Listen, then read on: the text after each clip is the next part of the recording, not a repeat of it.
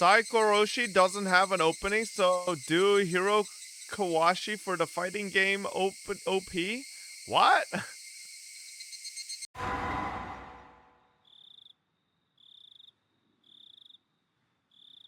Oh. The worst option?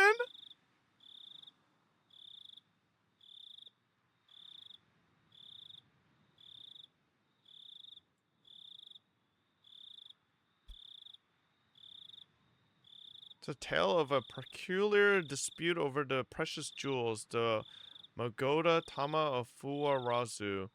Jewels capable of granting mutual love that befall the club members. People who haven't played Higurashi Daybreak can enjoy this too. What? Is this a fucking love ending? Batsu Koishi. Within these pages is a Bible of blazing passion for today's modern, apathetic youths. Even though it was meant as an after-party for Miyakashi Hen, it completely ruins the impact of that chapter. Deemed too dangerous for consumption, this legendary scenario was sealed away. Continue only if you can vow that you are a truly degenerate. First is the actual epilogue, the rest are shenanigans. Okay. Well, then let's do the actual one first. God, I hate that stupid fucking laughing sound. Bread rained down from the heavens, some lamented that it was not meat. Meat rained down from the heavens, some lamented that they preferred bread. God descended down from the heavens, until I know what will make all happy, water shall rain down. Okay.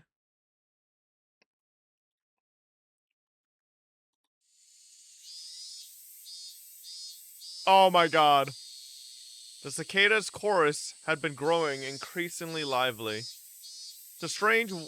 I'm in the wrong spot. The strange weather during that never-ending June had been hot enough to make us feel like summer had come early. But even so, it was still only June. Once we got closer to summer in July, the season graced us with even more summery weather. Today, to fulfill my dream, we all went to play at the swimming pool. The dream might have seemed humble at first, but I didn't have to look back on the 100 years journey it took to achieve it. Bro, I stopped following daily about 4 months ago and you were on chapter 7? Yeah, what if I told you chapter 8 and chapter 7 together is a total of 52 hours. So I think that's not too unreasonable.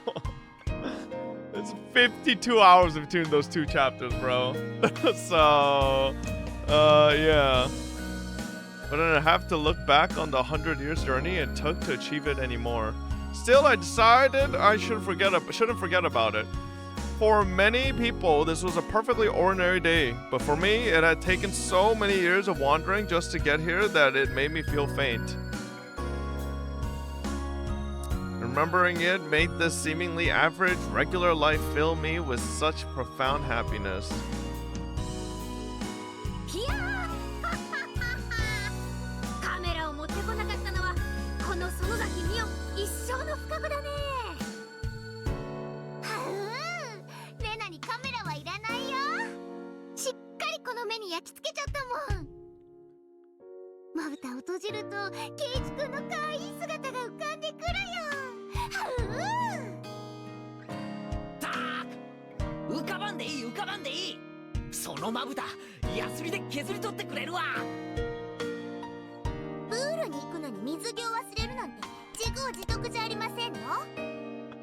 What the fuck is that? そしてうさんくさい海パンを履いて大騒ぎなんて初めから終わりまで全部自業自得でございましたよ。圭一はミーに感謝した方がいいのですよ。もしミーが白鳥さんのパンツを持ってきてなかったらきっとピンパーンいやいや実に愉快だったよ。今日のプールは特に何も予定してなかったんで、たまには静かにお水遊びができるかな。 Bro, if Satoshi doesn't wake up in this epilogue, I'll be pretty upset. やっぱりこのメンバーじゃ何も起こらないって方が不思議だもんね。いやだけは断じてありえねえ。何も予定してなかったらあんな恥ずかしい白鳥のパンツをわざわざ持ってくるわけねえだろ。何か口実をつけて俺に履かせようと企んでいたに違いねえ。でもとっても楽しい一日だったからレナは大満足だったかなそうですわね。その点につきましては同感でございましたよ。 Satoko smiled at me, looking for my agreement. So I sent her back just as brilliant a smile, expressing just how much fun all the romping about today had been.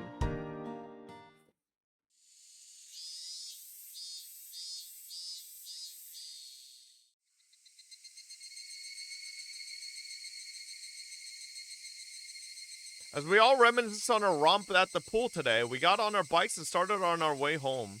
Hinamizawa didn't have any pools, so we'd gone to a public pool in Okinomiya. There was an elevation difference between the two communities, and while going downhill had been very pleasant, we had a long trip upward on our way back. For Hinamizawa children at the zenith of their energy, it wasn't much of a chore, but we naturally fell silent as we quietly pedaled up the hill. Seeing everyone so silent made me want to screw things up somehow. Messing with Satoko at times like these was so much fun for me that you could call it the very purpose of my existence. I pedaled harder, caught up to Satoko's bicycle as she pedaled in silence and gave her a nudge on the shoulder.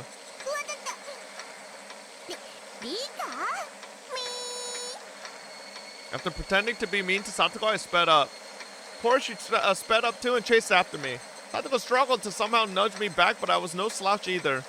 Our speeds naturally increased and we began to quickly pass the others in the group, and they got hit by a car and Rika ended her life. After 100 years to get that ending.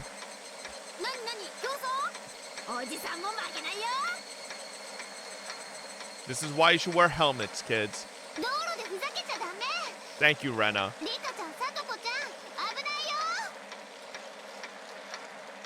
This was a public road and cars sometimes came and went. But we'd lived here a long time, so we knew not many cars came around at this hour. Oh no, it's happening. It's happening.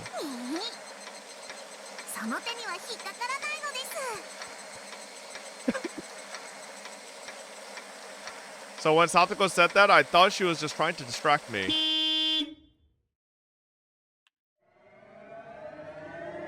When I heard it, I realized Satoko's warning wasn't a trick. Bro, I knew it! But it was so sudden that I was overtaken with surprise. When I looked in front of me, the car was right there. I panicked and violently swung my handlebars. The motion was more than aggressive and sudden enough to throw me off balance. As my body lurched forward, I realized I was flying through the air. My nose caught the whiff of asphalt, telling me I was a moment away from being hurt.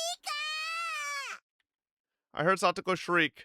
No, the sensation I was experiencing was so unreal that I only could say I thought I heard her. I couldn't even figure out if the sight of the car coming toward me as I hurtled through the air was real. But that absence of reality probably only lasted about 1 second. Where's Hanyu, by the way? I wasn't even given the time to say oops.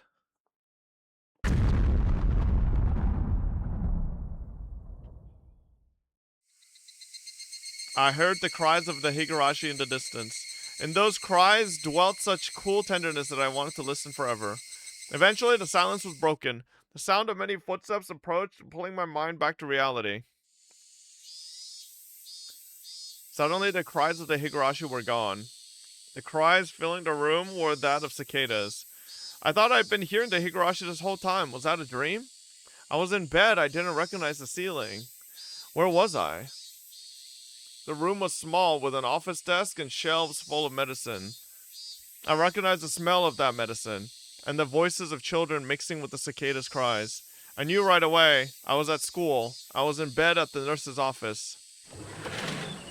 The door opened and Chie appeared. Behind her was Satoko and... Huh? My mind went blank. It was the face of someone who couldn't have been there. 大丈夫ですか、フルデさん。よかった。本当に心配しましたよ。もうすぐ診療所の先生が来てくれますからね。まだ横になっていてください。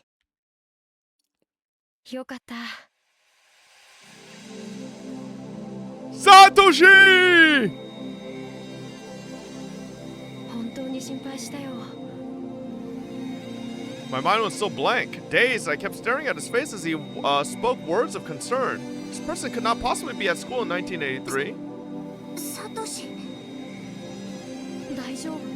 まだ調子良くないみたいだね。 She's in heaven. 先生が来てくれるまで横になっていなさい。それより北条聡子さん、どこに隠れました？ Chia raised her voice and turned back towards the hallway before Satoko poked her face out, looking as though she was sulking. 私そんなに強く投げてないもん。グルデさんが大げさなだけだもん。そんな謝り方はありません。 She went back in time. ちゃんとフルデさんに謝りなさい。 I sensed something a little strange about Satoko's tone and mood. In any case, judging by the situation, Satoko had done something to me, and as a result, I've been carried to the nurse's office. That's how it looked to me. Didn't I pass out after falling off my bike on the way home from Okonomiya with everyone? ほら、サトコさん。 Chie called Satoko in a firm voice. Chie called Satoko Satoko-san before Satoshi went missing. The only time there were two people named Hojo was when Satoko and Satoshi were both here together. Yo, I don't know if it's me, but the music sounds a little louder than normal. Then, was this the past? Was I repeating everything again? I felt a chill start to crawl through me. I'd gone through all that hardship to get past June 1983, and now the world had rewound to the past again. That end of June 1983 that I challenged for over 100 years and finally broke through, would I have to defeat it again? I certainly learned many things and defeated my fate with certain willpower, but I was also saved by a lot of luck. There was no proof I could challenge June 1983 again and defeat it like I did last time, which meant I was probably hit by that car in the bike accident and killed. And just before dying, I rejected death and rewound the world. The way that unrealistic memory cut off was definitely similar to when I'd rewound the world previously. Then would I have to undertake a terribly long journey again? That can't be. The idea was infinitely terrifying. As it dawned upon me, I felt as though my vision was growing distant. I still hadn't fully understood just how terrifying this was just yet. ほら、サトコ。謝らないとダメだよ。フルデさん、後ろからボールをぶつけてごめんなさいでした。だってぼんやり突っ立ってて邪魔だったんだもん。 Hatoko's apology was strange. It wasn't even an apology, really. It literally sounded like an excuse. She looked at Chie and Satoshi, wondering if that was enough. It didn't seem like Satoko had any intention of apologizing for throwing the ball at me. Because Satoko wasn't even looking at me, not really. I wasn't. It was like I didn't belong in her world. She never treated me this coldly before. And before anything else, she's talking strangely. It didn't seem like the situation that had befallen me was a rewind to so far in the past that Satoshi was still around. Something else had happened. Something bizarre that I didn't understand. That's how I felt as I listened to the odd way Satoko was talking. She sounded far more normal than the Satoko I knew. Satoko made a face like reading out a standard written apology was enough, then ran off into the hallway. I checked the clock. It was right in the middle of the afternoon break. She was probably rushing back to the schoolyard because she didn't want to miss any more playtime. She turned back to me and ran away. I suddenly felt very cold and sad. If the Satoko I knew had hurt me enough to put me in the nurse's office, she would have stayed with me the entire time. Her footsteps vanished before she even looked at me once. It didn't seem like she hated me. Felt like she wasn't even interested. What was happening? What year and what month was it right now, anyway? Hanyu was nowhere to be found. Despite wanting to know, no calendar or anything like one was nearby, so it didn't seem like I could find out right now. Normal people will give you a strange look if you ask what the year and month were, and I learned from my long journey that I had to be careful about that. Instead, I decided to push that question aside for the moment. ごめんね、リカちゃん。サトコには後でよく言っておくよ。きっとリカちゃんが寂しそうにしてたんで、遊びに誘ってあげたかったんだよ。み、ありがとうなのです。もう気にしてませんのでいいのですよ。As Satoko's older brother, Satoshi apologized in her stead. He seemed no different from the Satoshi I knew. そう。じゃあ、僕はもう行くから。ありがとうなのですよ、サトシ。Satoshi gave a little wave of his hand, turned and left the nurse's office. A new set of footsteps approached in his place. From their pace and sound, it wasn't a child. It was probably Coach. She had called for him. 先生、急にお呼びしてしまってすみません。さっき意識が戻ったところ。そうですかね。それはよかったよかった。Who the fuck is that? It was a throaty voice. It wasn't Irie? The man who suddenly appeared was one I'd never seen in the clinic or even at the Irie Institute. He was a large man with round curves, the exact opposite of Irie. The stumble on his face made him seem rugged. He was so distinct that I wouldn't forget him even if I'd only met him once, and yet I had no recollection of him. But he was wearing a white robe, and Chia had called him the doctor from the clinic. So he must have been a doctor from the Irie clinic, but I'd never met him before. やあリカちゃん、災難だったな。ボールがぶつかったのは後頭部。ちょっと見せてもらっていいかい？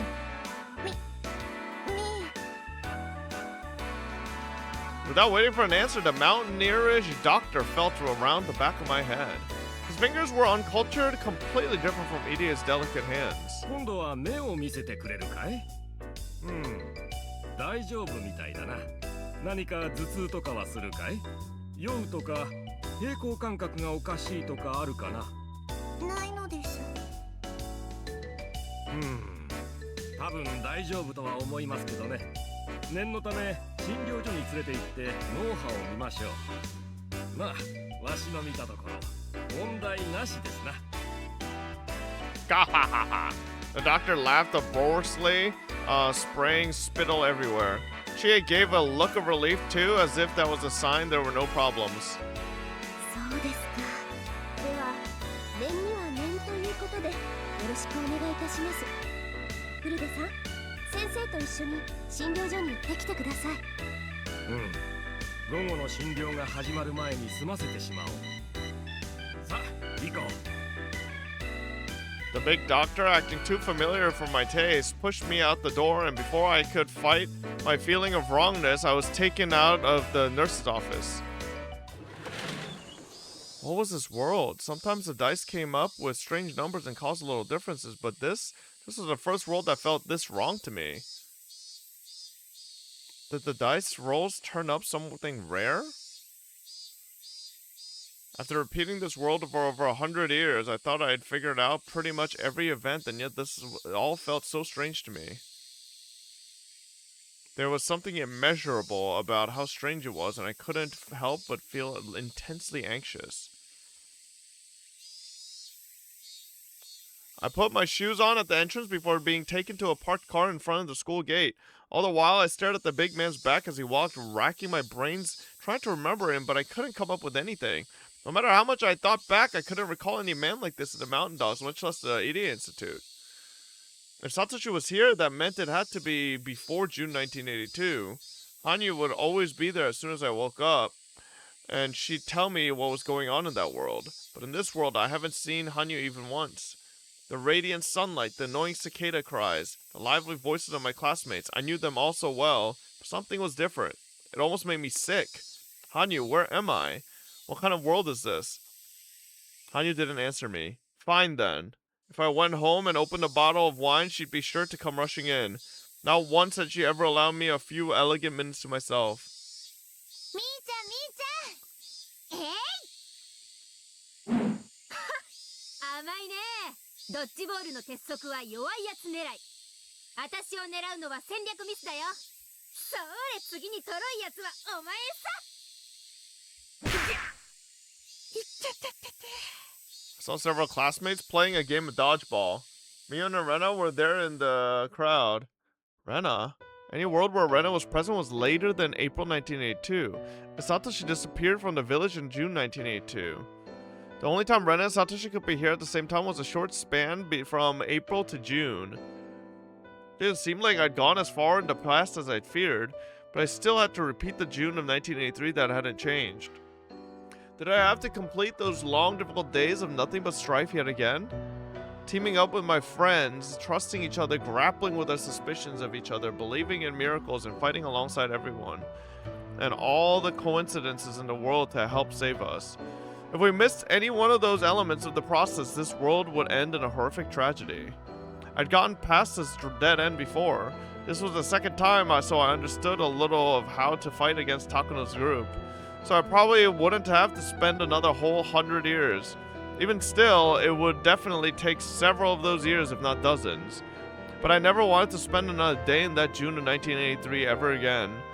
The despair I felt at reaching the goal once and getting kicked back to the start. Sigh.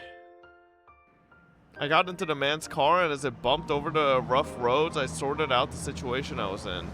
That day in July 1983, I went to have a good time at the pool with everyone, and on the way home there was an accident, and I died.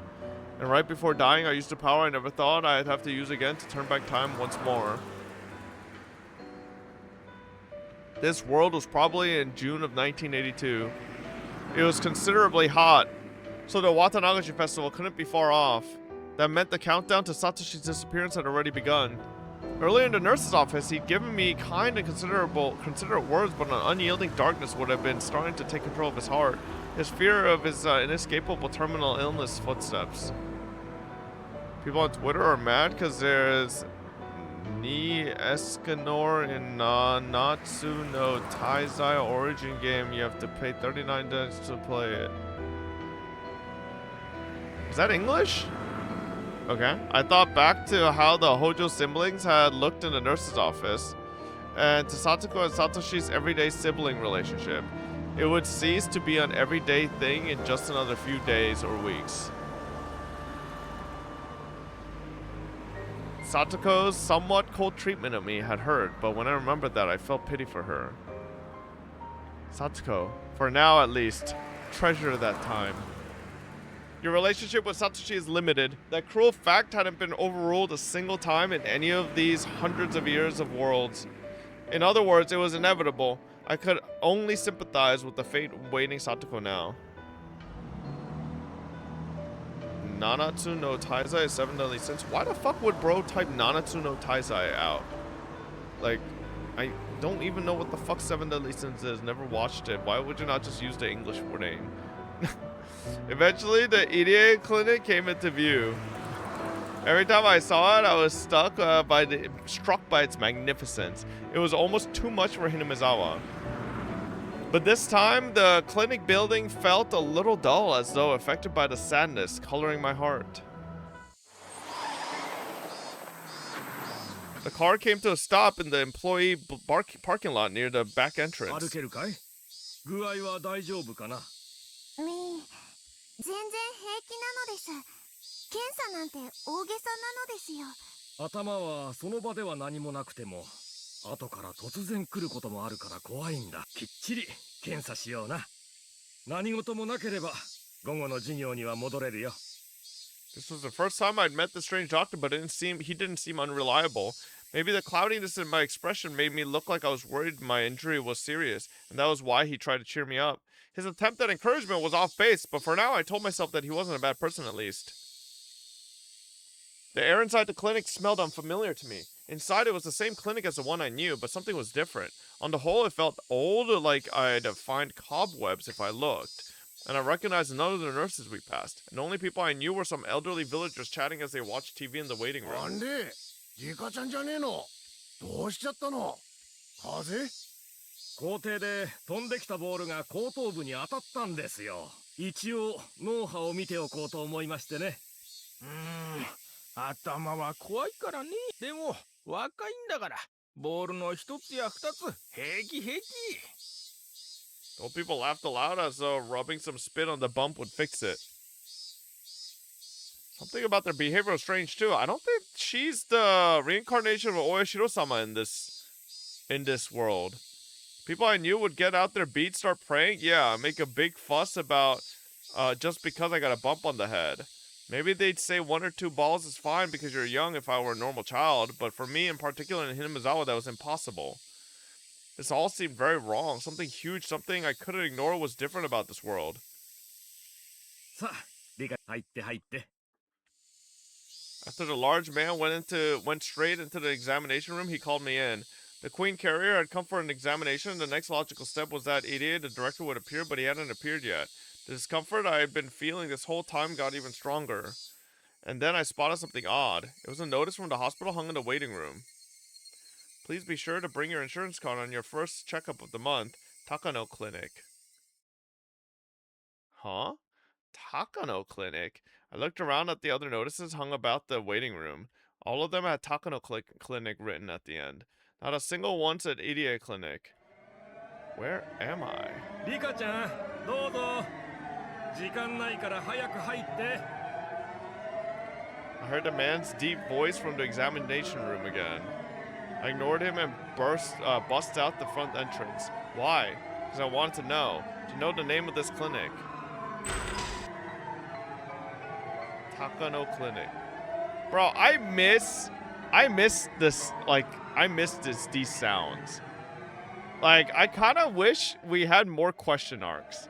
The answer arcs were just like, they had no, like, you know, epiphany moment in terms of like, oh my god, what the fuck? You know, there were no what the fuck moments. They were all just like answer moments, you know? Wants the horror to continue? Yeah, I want the horror to continue. That's just cool. It looked exactly like the idiot clinic I knew, but there it was, the answer to why everything felt so out of place. ここどこよ Could feel the strength drain from my body. My legs gave out and I sat for a while. I stared dumbly up at the name that was inexplicably different. I'm not sure how long I stayed like that. Eventually, the big doctor from before and the nurse came running out. He asked me if I suddenly felt sick, and if I didn't answer, they would annoyingly get even more concerned. So somewhat offhandedly, I lied that I felt a little dizzy for a moment, but they must have thought the vertigo pointed to a symptom of something. They picked me up and brought me into the examination room, hooked me up to an EEG terminal, and told me to rest. 本当に何でもないのです。めんどくさそうだったので逃げちゃおうと思ったら転んでしまっただけなのですよ。何でもないかは医者が決める。わしがいいと言うまでそこに横になっていなさい。いいかね。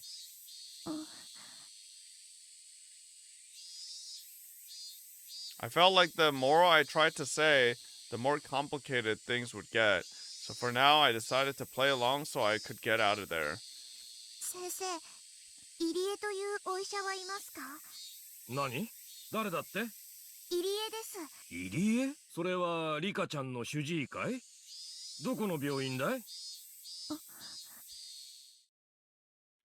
We're getting nowhere. Is Irie not in this world? Compared to everything the other adults like Akasaka and Kasai did during the long battle of the June 19th, Irie's presence might have seemed to matter little, but it was extremely important that he was around. Without his determination to sever the chain of sadness created by Hinamizawa syndrome, there was essentially no way for Hinamizawa to break free of its 1,000-year curse. And Irie wasn't here. Plus, Irie was my only ally who knew I was the Queen Carrier. That ally was gone. The strange way Satoko was talking, the absence of my only ally from Tokyo, Irie. No doubt some unpleasant die had landed on a one. Then despite my ally Irie not being here, was Takano still behind everything? When you get one bad roll, you get a bunch more.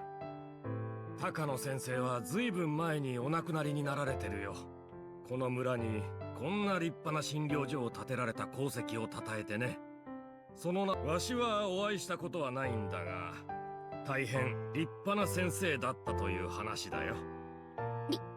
立派な先生ですか。 Did a cult-obsessed Takano ever be praised as a splendid doctor? I guess Rika doesn't know about the grandpa. She passed away a while ago. When I looked around the examination room, I found a picture of some old people hanging in a frame. On it was written founder and first director Hifumi Takano. Hifumi Takano? Wasn't that the man Takano looked up to, who she called her grandfather?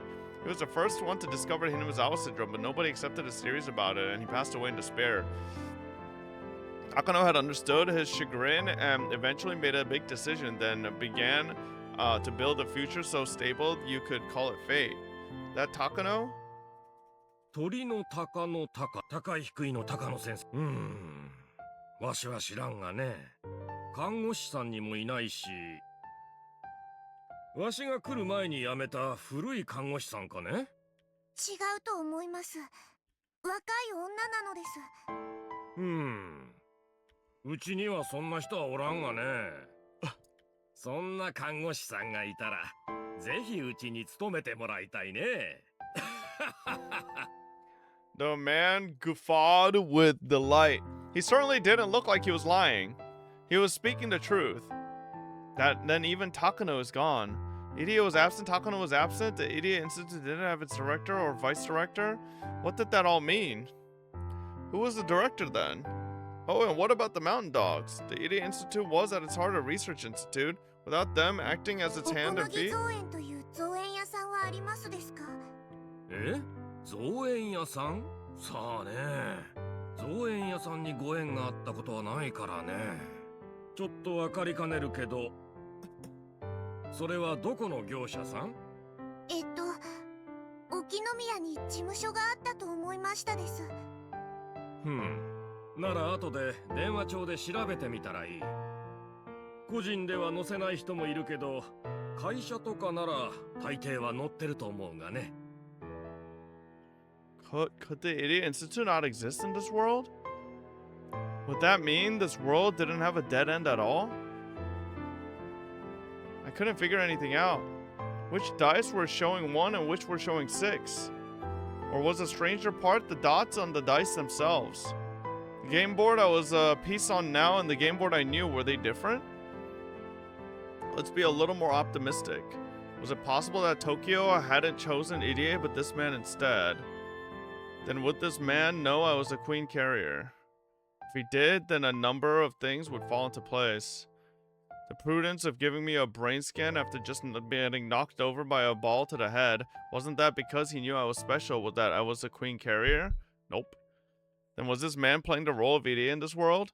I looked at the name tag on the robe he put on after coming into the room and read the name. Yamamoto. It was a natural response. It seemed the name Yamamoto wasn't a problem. Was this Yamamoto person the director of the Idiot Institute or rather the Yamamoto Institute? It was also possible that he crowned this clinic with the Takano name in commemoration of him succeeding the Hifumi Takano's research. Yamamoto はひなみ沢症候群のことはわかりますか？ひなみ沢なんだって？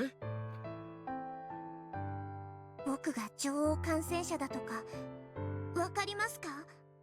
女王様？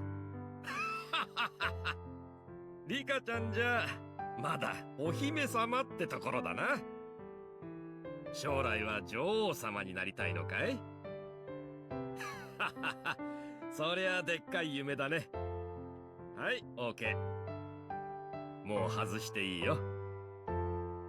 I learned from just that short exchange that Yamamoto had nothing to do with the Hinamizawa syndrome.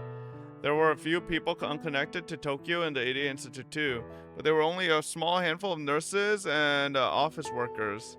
And besides, the Queen Carrier was currently in the clinic. Anyone connected to the Hinamizawa syndrome would have come rushing to me. Yamamoto had rushed to me, but he didn't know I was the Queen Carrier. What did that mean?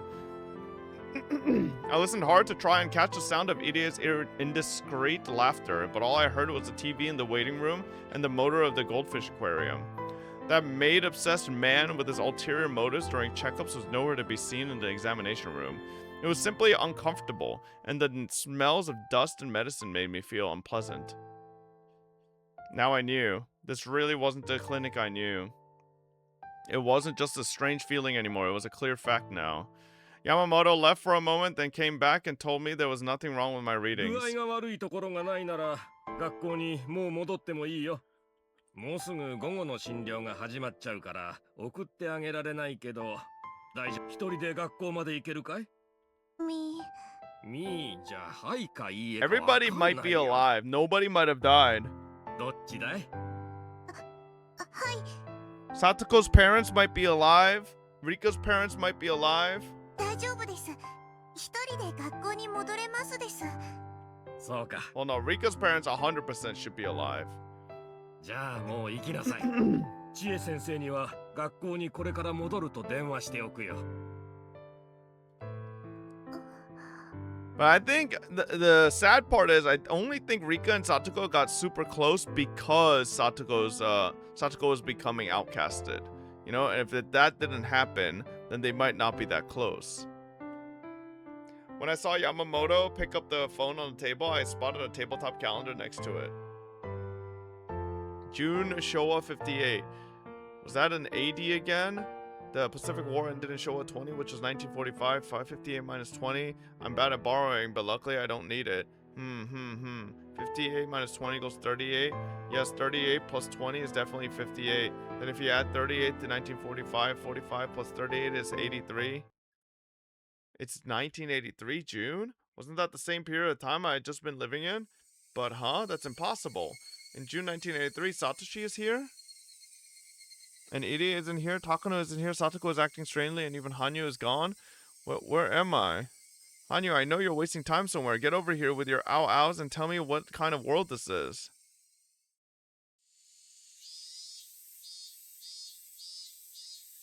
I walked through downtown on my way back to school. All the storefronts were familiar, nothing had changed, but for some reason there were less people and more stores with their shutters closed. This apparent state of decline reminded me of New Year's or New Year's Eve. It was a strange sight during the season when you could hear cicadas crying. I barely passed anyone, and even when the old people walked by, they didn't talk to me. Normally, if I met an old person in the middle of the day like this, they'd ask if I had a cold and was staying home from school, or they'd start rubbing their prayer beads and saying weird things. There was none of that. Just like the old people in the clinic, they reacted with disinterest. I wasn't in the mood for it anyway, so I was thankful they didn't do any of that, but there was already a heap of oddities before me. I couldn't help but feel like it was growing even bigger. Afternoon break was long over by the time I got back to school, and it was now time for afternoon classes. I went through the entrance and changed into my slippers, and then I noticed another strange thing. There were a lot of empty shoe cubbies. Empty was different from absent. Anyone enrolled would leave their either slippers or regular footwear in their locker, no matter what. If neither were present, that meant they weren't in this class to begin with. Sometimes people took their slippers home to wash during the weekends, but any lockers being empty during the day was unthinkable. I counted a little over 10 pairs of shoes. That was only half of how many people were in school I knew. Everything was so messed up, I had no idea what was going on. I steeled myself and opened the classroom door. No Keiichi? Everyone turned around to look at me. There truly were only half the familiar classmates there, and they weren't absent, because only half as many seats were actually in the classroom. ウルデさん、着席してください。はいはい、皆さん。授業中ですよ。ドリルに集中して。She had clapped her hands, and everyone looked back down at their desks and workbooks, ignoring me altogether. My seat. Satoshi was sitting at the desk next to Satoko's. That didn't seem to be my seat. Then where was it? Soon I found an open seat, looking small and quiet in the back near the window. I could tell from the pattern of the floor cushion with my disaster hood in it. That seemed to be Rika Furude's seat in this world. It was in the corner as though the classroom had forgotten about it. There were no seats next to it, and nobody would see it when looking at the blackboard. In a place where I wouldn't block anyone's view whether or not I wasn't there, or wasn't here. That seat was almost symbolic of how I'd been feeling ever since I woke. I sat down and took out my workbook, then pretending to study, I looked around the classroom. Mio Sonozaki was here. She didn't seem very different. Rana Ryugu was here too. The way she was helping the child in the next seat over with his work was very like her. Satoko and Satoshi were studying together as friendly siblings. Satoshi, being the older brother, was teaching her things, but Satoko looked disgruntled and his words went in one ear and out the other. To me, it was almost like she didn't hate studying, she just didn't like their roles being reversed, so she looked after him at home and it made me smile a little. I still felt a little tiny pain in my chest from Satoko's cold treatment of me in the nurse's office, but as far as I could tell, by looking at her individually, she seemed totally normal. But I still couldn't shake the feeling that something was wrong there. When Satoko was with Satoshi, she was often gloomy because of problems at home or their aunt's abuse, so they were acting like normal siblings, and though I knew it was rude to Satoko, that felt wrong. But if Satoko had a normal life, that was fine. The bigger shock, though, was the absence of the most important person in our group of friends. I looked around the room several times for him, but he wasn't here. Keiichi Maebara wasn't here. I made multiple excuses like I wasn't seeing right or he happened to be absent today. But even the list of students on cleaning duty hanging on the wall didn't have Keiichi's name on it. Everyone in the class would have had their names on there, but Keiichi's wasn't. Keiichi Maribel did not exist in this classroom, even though it was June of 1983 in this world. I see. On rare occasions, there would be a world where Keiichi hadn't moved here. Well, it wouldn't be a rare occasion, because there was no Curse of Oyashiro-sama. So, the Sonozaki fucking audio wouldn't have opened up the village, that plot for him to move in. It wasn't the first time, but it was a sad thing. Keiichi was an important key to crushing the fate of June 1983. If he wasn't on the game board, then this game was predetermined to be a loss. But was this even a game at all? No EDA, no Takano, no signs of Institute from the Tokyo researching Hinamizawa syndrome. If none of them were here, didn't that mean there was nobody at all to fight? If I didn't need to fight then, in a sense, Keiichi's absence wasn't an issue. Actually, in this case, June 1983 wasn't fated to be a dead end, and in other words, in this world, the 1,000 dice all turned up ones, and that changed that absolute fate Takano had constructed with her certain willpower into something else? I had no idea what was that. Could this world even be explained by what dots came up on the dice? Where am I? Someone tell me. Obviously, unable to focus during class, my head was filled with listless cries of cicadas and a feeling of being out of place that I couldn't get rid of.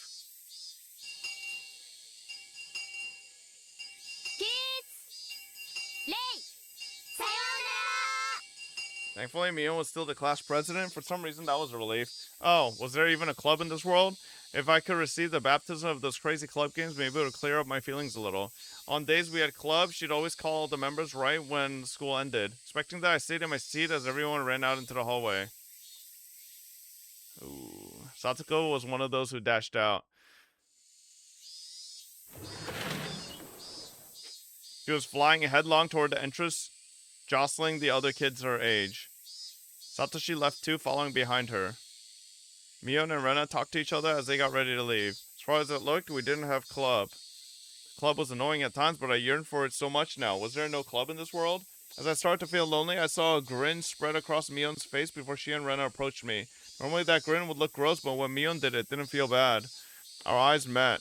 Thank goodness. Even this world had the after-school club it was supposed to. Hey, hey, リカちゃま。お帰りになる前にちょいといい？部活なのですか？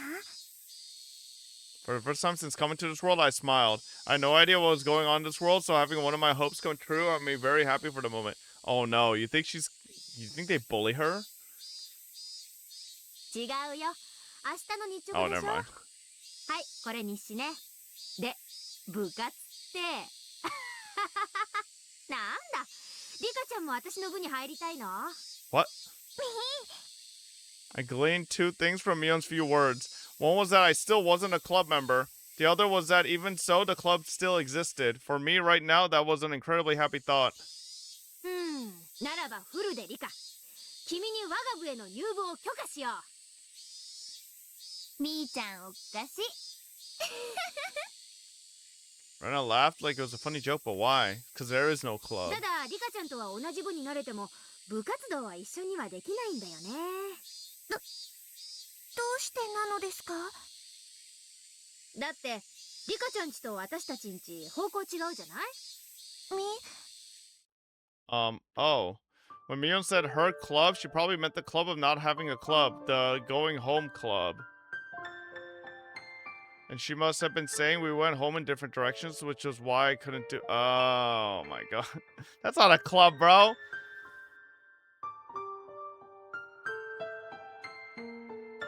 In other words, the club doesn't exist in this world either. みーちゃん、その部活動、たまにはリカちゃんと一緒でもいいんじゃないかな。逆方向じゃん。たまにはいいんじゃないかな。Did I realize I'd have to go home all alone? Rena said she'd leave school with me. That kind of consideration was just like the Rena I knew so well. We didn't have club, but Mion and Rena were still Mion and Rena. 私は悪いけどパスするわ。チャキチャキ直帰しておじさんとこバイト行かないとなんないんで。そっか。じゃあ帰宅部の放課後活動は私とリカちゃんの2人でしよっか。ありがとです。レナ。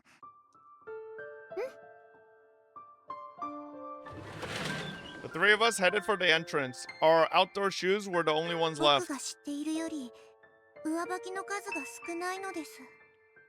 Yes, I decided to naturally mention it. Rena responded right away. 寂しいけど仕方ないよね。よらば大樹、長いものにはぐるぐるってとこさね。そんじゃ悪いけど、私はこのまま失礼させてもらうわ。じゃ、レーナ、リカちゃんのエスコートお願いね。She's still Reina. She didn't have. Oh, maybe she didn't have the mom. レイな。何？なんでもないです。 Rena was the kind Rena I knew, but her name wasn't Rena. Reina. That was Rena's real name, but in the worlds I knew, she'd thrown it aside. Which meant she hadn't given up being Reina. Or her path leading to today was different from the one in the worlds I knew.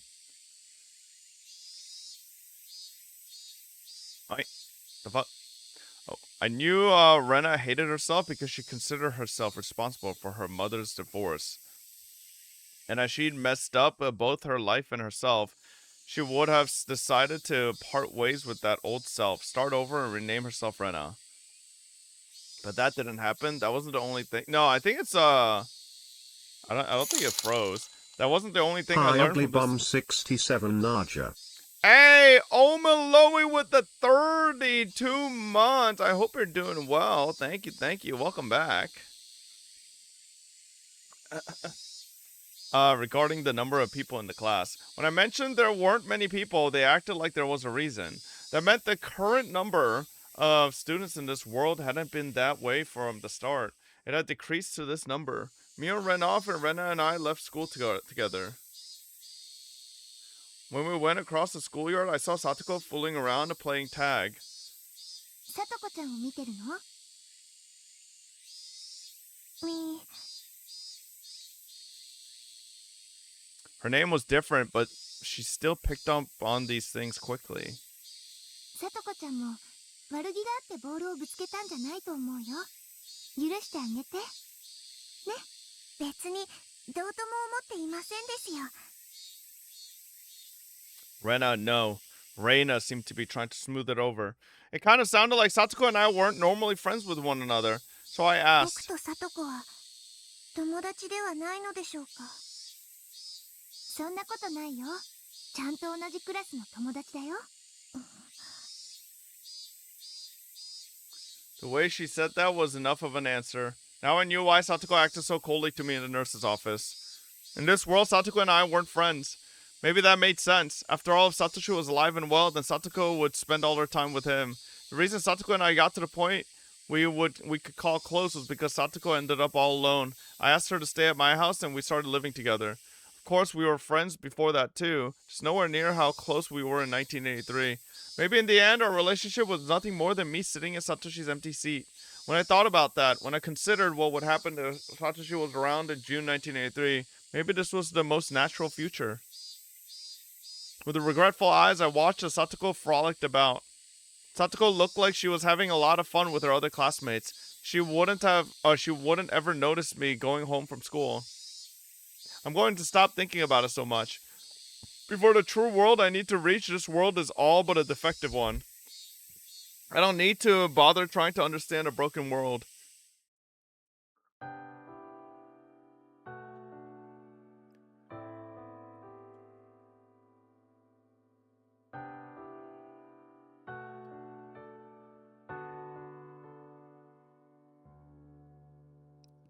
ずいぶん空いてるお店も減ったね。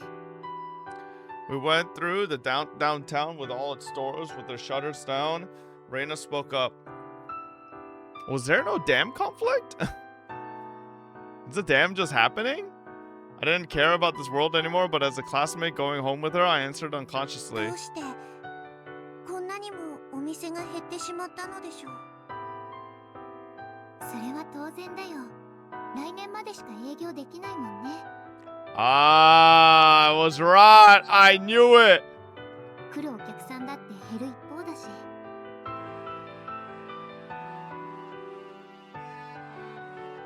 店を畳んじゃう人がいてもおかしくないよ。どうして来年までしか営業できないのですか？仕方ないよ。立ち退きだし。立ち退き？残念だけど仕方ないもんね。それに村は沈んでも村が育んでくれた私たちの魂が滅びるわけじゃない。 I gave a start when I heard that. That couldn't. No, it was possible. In every single world, the story of Hinamizawa being submerged under an artificial lake was always present. But the EDA Institute, working from the shadows, would make sure that the dam project was cancelled. There was no EDA Institute around to make them cancel it. That meant the dam project was proceeding as planned, and じゃあ村はダムに。注水は来年で決定らしいよ。水没にはかなり日数がかかるそうだけど、私は見たくないな。湖になった後ならともかく沈んでる最中を見るのは悲しいかな。反対運動とかはなかったのですか？最初はあったらしいね。でも国の発展のために私たちだけがわがままを言うわけにもいかないし、よくは知らないけど国の人も親身になって相談に乗ってくれたらしいよ。 the dam conflict I was hearing from Reina wasn't even a conflict in this world. Everything regarding the dam was completely different from the worlds I knew. They had proposed the Hinamizawa Dam project, which was the same as the worlds I knew. Yo, is this a world where there is, like, no religion? Or, like, at least no religion of Oyashiro-sama?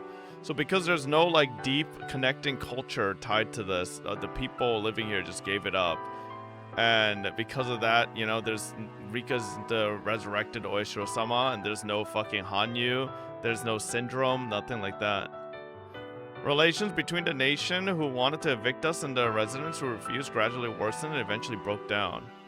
It snowballed into a dire conflict over the dam. But in this world, it had been different from the very beginning. First off, relations between the country and the village were stormy at the very beginning, but apparently there was resolved quickly. The Sonozaki and Kimiyoshi families negotiated on the village's behalf, and they accepted eviction on the promise of a large sum of compensation money. After that, the conversation was between the three families and the villagers. Nobody wanted to part with the soil of their ancestors. But for the villagers, who certainly couldn't be called wealthy, the money the nation would provide was no trivial matter. They worried over it to no end. Rumors flew about, wondering if Orishiro-sama's curse would befall them if they abandoned these lands. But the Fruity family's head, my father in other words, declared we wouldn't be cursed if we built Orishiro-sama a new shrine somewhere else and remembered to honor him. Wait, so it does exist!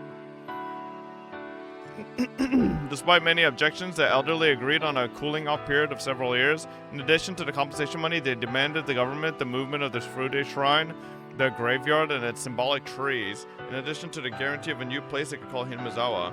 And if those requests were fulfilled, they would consider agreeing to the eviction. The nation consented to this. They proposed preferential occupation rights of reclaimed public housing land in Shishibone. With regards to giving the town a new name, they considered the residents' proposal as the most important, and they consented to the movement of the shrine, graveyard, and other locations as well.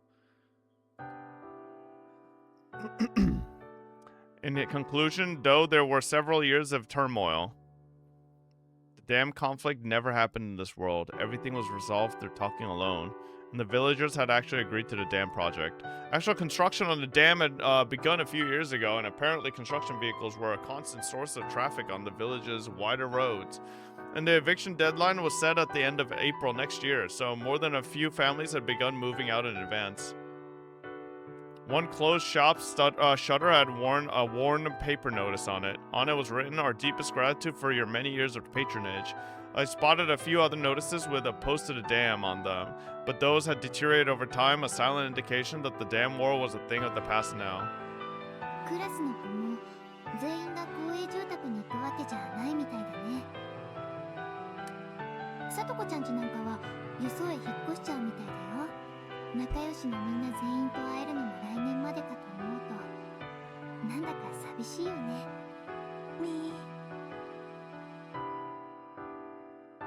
The village I was born and grew up in being submerged was very sad. It could also be that in this world, the Dr. Takano's thing wasn't shit on and it was actually believed, and they actually went ahead and learned about it and cured it all. And then his theory that the parasite was responsible for the religions and stuff like that, because it was cured, the obsession with Oyashiro-sama to some extent was like nullified. That's why they don't give a shit as much about Rika.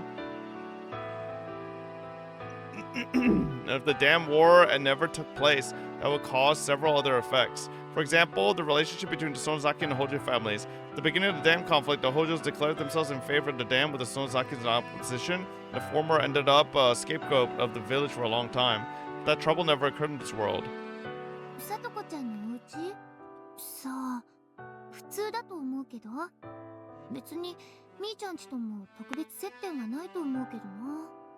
さとこは家族と仲良くできた。あ、お父さんの話？ Even without the dam conflict, the presence of a stepfather would be a burden on Satoko's mind. And with the L5 symptoms appearing, can Rika figure out there is no syndrome anymore? She will push him from the viewing platform at the park and be given into the care of her malicious aunt and uncle. Because her stepfather's presence would be the very gateway to Satoko's later unfortunate fate. 今にして思うと、最初の頃のギクシャクした関係もいい思い出かもしれないね。血がつながっていない親子だからこそ、互いが父であろう、娘であろうと努力することによって、ひょっとすると実の親子より強い絆を作れることもあるかもしれない。私も何度かお話をしたことあるけど、家族を支えようと頑張るいい人だったよ。それ、さとこの今のお父さんの話なのですか？うん。Which meant in this world, none of the dice threatening Satoko had come up on a 1. For Satoko, did that make this world a happy place for her? My walk home with Reina was very significant for me understanding this world, and I found out that this world's composition betrayed every last bit of my common sense. The reason Reina wasn't Rena, that was different from the very start. First, the Ryugu family didn't move to Ibaraki. They had lived in Himazawa this entire time. Her mother was still working as a designer at a small company in the city. Her father had switched careers and now he was a salesman for his wife's designs.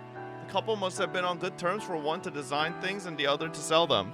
As always, her mother's position seemed to be stronger, but their relationship was an average one, and divorce, and at the very least, seemed impossible. That meant a nice, peaceful family for Reina. That satisfied her fully, and she even said that she lived a happy life. The fact that she knew that without going through hardships, though, she really was still Rena. I asked about the Takano clinic, too.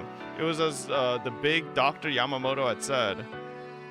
Takano of Takano Clinic was indeed the one who had been Mio Takano's adopted grandfather, Hifumi Takano. Right after the war, he built a surprisingly grand clinic in Himazawa which had no doctors and became a celebrity to the villagers. I learned that there was a monument dedicated to Takano in the place of the one dedicated to Irie in the worlds I knew. After Takano's passing, there was nobody to succeed his place in the clinic, and for a long time it had been left empty. That was when a man from Okinomiya named Yamamoto arrived and breathed new life into the clinic. Takano had discovered the Himazawa syndrome and searched for research sponsors but found none. Eventually, Mio Takano would succeed him. But what if the older Takano had found a sponsor? Neither Mio Takano nor Irie would appear, and the Takano clinic being built right after the war would make sense, which meant that Takano in this world had been blessed with good dice rolls. At this point, I had a vague idea about something. Weren't these dice rolls the exact opposite of the ones for the world I knew well? The people themselves hadn't changed at all, but the dice God had cast for these people were all reversed, so it made sense that it had turned into such a strange world for me. I learned one more thing from talking to Reina, too. In this world, I had no friends, I was all alone. Keiichi never transferred to our school, we didn't have a club, Satoko had no connection to me, so maybe it was only natural. At that point, I finally realized why Reina had sympathized with me for going home alone and done her going home club activities with me. じゃあ、また明日ね。そっか。 For a moment, I was confused when she said goodbye since we weren't in front of the temple, but I quickly understood. We were in front of the Furude main house. Since Takano never appeared, there was no Eide Institute nor any research into Himazawa syndrome, and so my parents never died. At first, my parents cooperated with the researchers, but when I fell ill with a high fever one day, they stopped cooperating, had some kind of trouble, and were assassinated. My mother was the hysterical type. When she made a fuss, settling her down took a while. And because she made a fuss, the Ada Institute, which wanted to do its research in secret, naturally wanted to make sure she didn't talk. She'd held such an attitude even knowing how shady the Institute was, so in a sense I couldn't deny that she reaped what she sowed. In any case, no matter how many things I did this over, or how many times I did this over, no matter how many times I warned her, it never worked, and I resigned myself to the fact that I no longer have parents by 1981. And I repeated it many times. I see my parents for dozens of years in total, so I was fed up with them. We weren't on good terms to begin with anyway, and now in June 1983 they were here again. また明日会おうね。バイバイ。さよならなのですよ。ニパ Just seeing Reina off, I looked at my real home. Saw my mother patting out a dried futon in the yard. In a normal world, they would always die, but in this one, they were alive the whole time. I found myself unsure of how to talk to my real mother. リカなの？おかえりなさい。ー。みー、ただいまなのです。手を洗ってうがいをしなさい。それから明日持ってく教科書は今のうちに準備しておくのよ。宿題は出なかった？ Yes, she was my mother, all right. Honestly speaking, I wasn't used to the Frude main house. It was my true home, but it had only ever been my home before 1983, like a prison of time while I waited in melancholy for the day Keiichi transferred here. But Keiichi wouldn't transfer here, and my parents wouldn't die, which meant in this world I would never get out of this prison. But maybe that was a weird way to think about it. Without a dead-end fate, there was no victory or defeat, no destiny or miracles. This was my actual home. It was nothing more, nothing less. I went to my room, put down my book bag, and took a breath. Usually, when I was by myself, Hanyu would appear, but in this world, she hadn't shown up. How long are you planning on wasting time? Hurry up and appear and take me back to my original world. I knew by now this world was odd and filled with what-ifs. I'd had it up to here with my exploration of this alternate universe. But Hanyu didn't appear. Oh, that's right. Hanyu was by herself in the ritual storehouse a lot. Maybe she was there right now. In any case, whatever else happened, I just want to see Hanyu. I put on my shoes and ran out towards the shrine. As I turned my back on an annoying mother who called after me, asking if I'd really rinsed out my mouth. In a world where my father was alive, it was hard to get the key to the storehouse, but thanks to the innumerable worlds I've been through, I found a way to get into the storehouse without it. I could hear the elders having a pleasant talk in the assembly hall, my father's laughs mixed in with theirs. My father hated me even going near the ritual storehouse. Well, considering what it stored, I could sort of understand why he wouldn't want to let his beloved daughter inside it. After making sure nobody was looking, I climbed up a tree growing behind the storehouse. My climb didn't go as smoothly as when Satoko had shown me she could do it. In any case, I crawled up stubbornly and jumped down onto the storehouse roof. I was a little scared of jumping. I climbed pretty high off the ground. Even a centenarian witch can't escape the danger of heights. If I recalled right, there was a broken lattice window on the roof. It seems to just like stop when I alt taps. I don't know why this one does that. And you could get in and out through there. This world was betraying all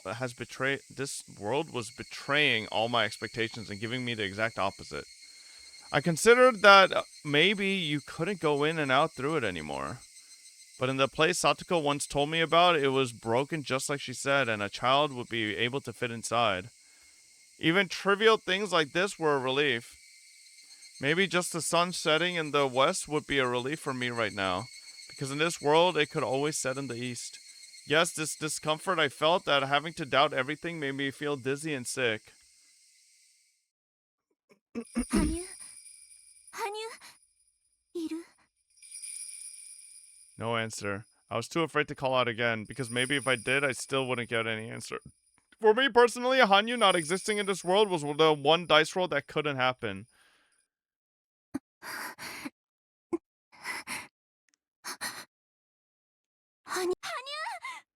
Then I felt something I couldn't describe. The presence of someone but not a person. Something only I could perceive, the presence of Hanyu. But Hanyu always answered me when I called for her. She wasn't now. What did that mean? But she was here. She was. I couldn't help poking my head through the roof. I climbed down a bundle of hanging chains and entered. 羽生どこなの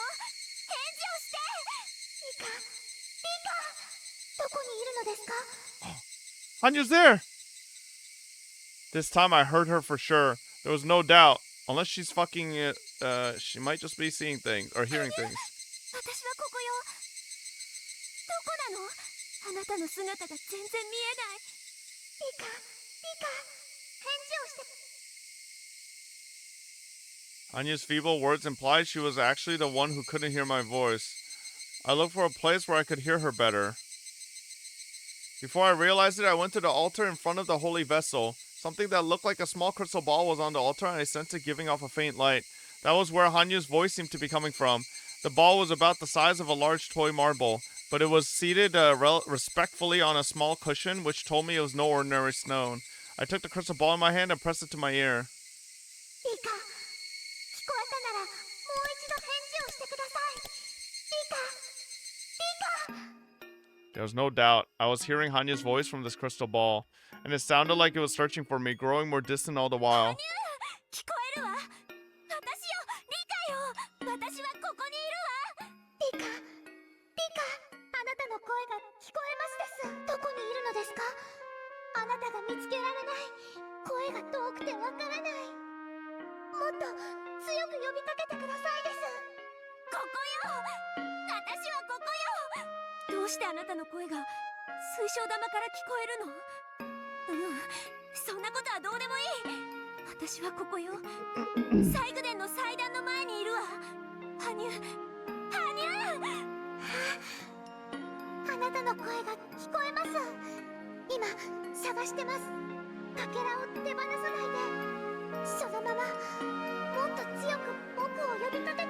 Why would I cry, chat? What the fuck are you saying? 私はここよ。羽生。早く来て。羽生。 For a while, I kept shouting her name as if I'd gone mad.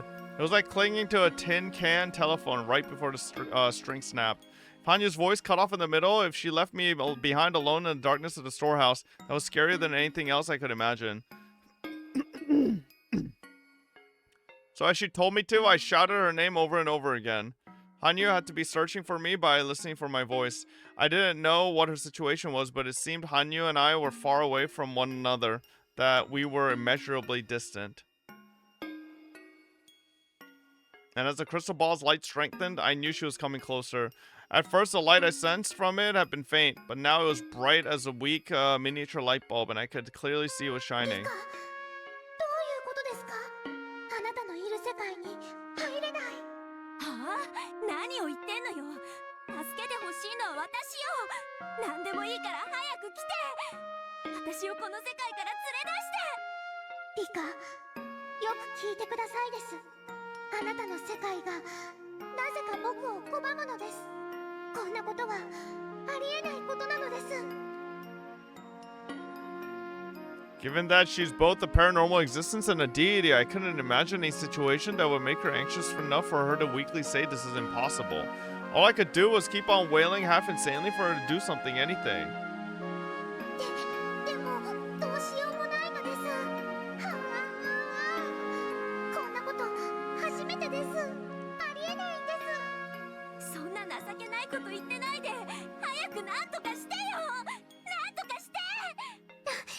ダメです、リカ。あなたの世界が僕を拒絶する力を放っているのです。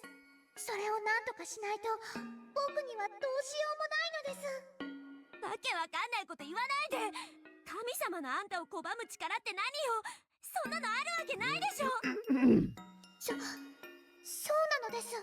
そんなのある。でもかけらがこちら側にないから断面を合わせられない。どうしてかわからないけど、かけらが今リカがいる世界に紛れ込んでしまっているのです。かけら？何の話？私にもわかるように説明し。私にできることなら何でもするわ。 Continuing to act so deranged won't help with anything. I managed to figure out what Hanyu wanted to say, and now I knew I had to eliminate the obstacle. The situation utterly escaped me, but it seemed like if I didn't do something, Hanyu couldn't appear in front of me. 取り乱して悪かったわ。落ち着くからもう一度説明して。一体どういうことなの？リカ、どうしてかわかりませんが、神のあるべきかけらの一部が今理科のいる世界に紛れ込んでいるようなのです。それは例えるなら、開けるべき扉の中にその鍵が閉じ込められているかのよう。かけらって何？理科にとって世界に見えるものは、より高い次元の世界ではかけらと呼ばれているのです。そのかけらをジグソーパズルのように組み合わせて世界を渡り歩いてきたのです。なるほど。その例えでなんとなく状況は分かったわ。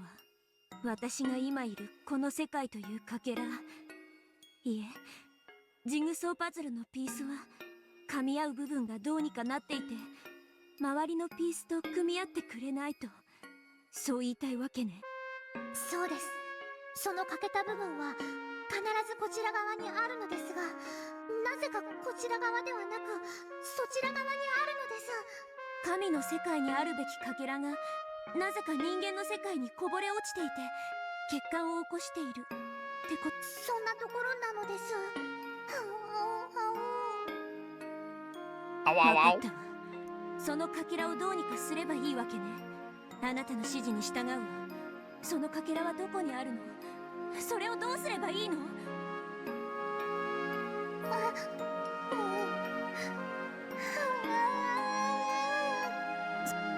そこはあうあう言うところじゃないでしょ。どこにあるのよ。そしてどんな形をしているのよ。わからないのです。はあ？わからないものをどう探せってのよ。僕だってわかりません。だってここからは理科の声しか聞こえないのですから。今の僕にはその世界に干渉することが何もできないのです。かけらってからにはこんな感じの水晶のキラキラ光るかけらみたいな感じなの？多分そうだと思いますが、工事の世界にあるべきものが人間の世界にもたらされた場合、どんな姿に変わるのか想像もつきませんです。 Felt all my energy drain out of me and I heaved a sigh. 探し物の形もわからないと最悪ね。で、仮にそれを見つけたらどうすればいいの？神の世界に戻すってどうやるの？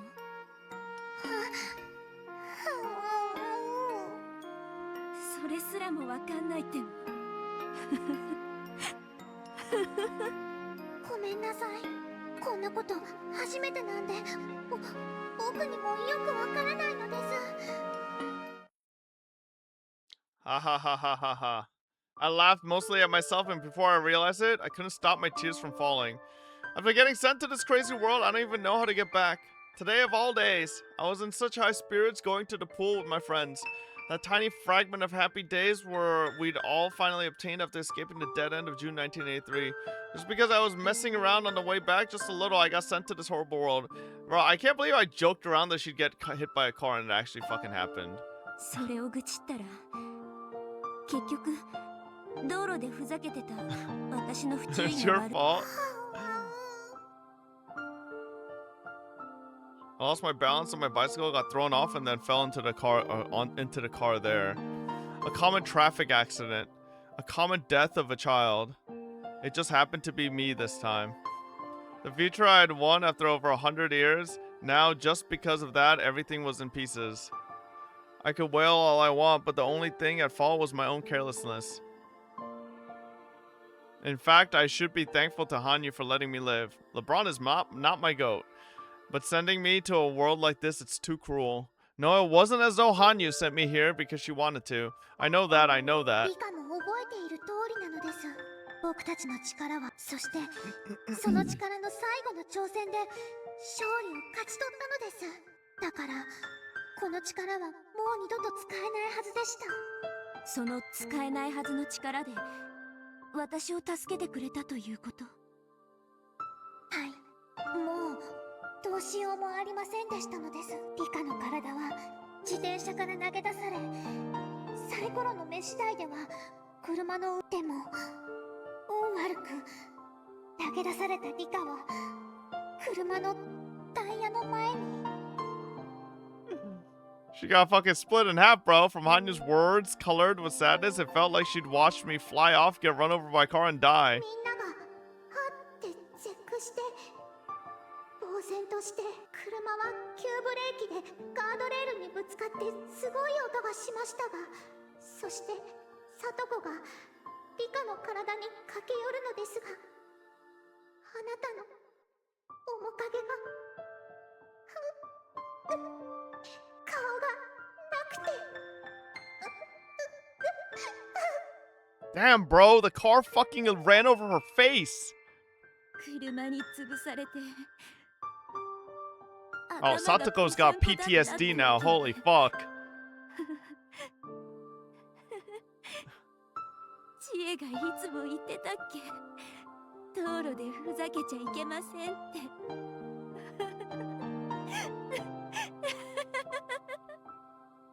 That's why you wear a fucking helmet.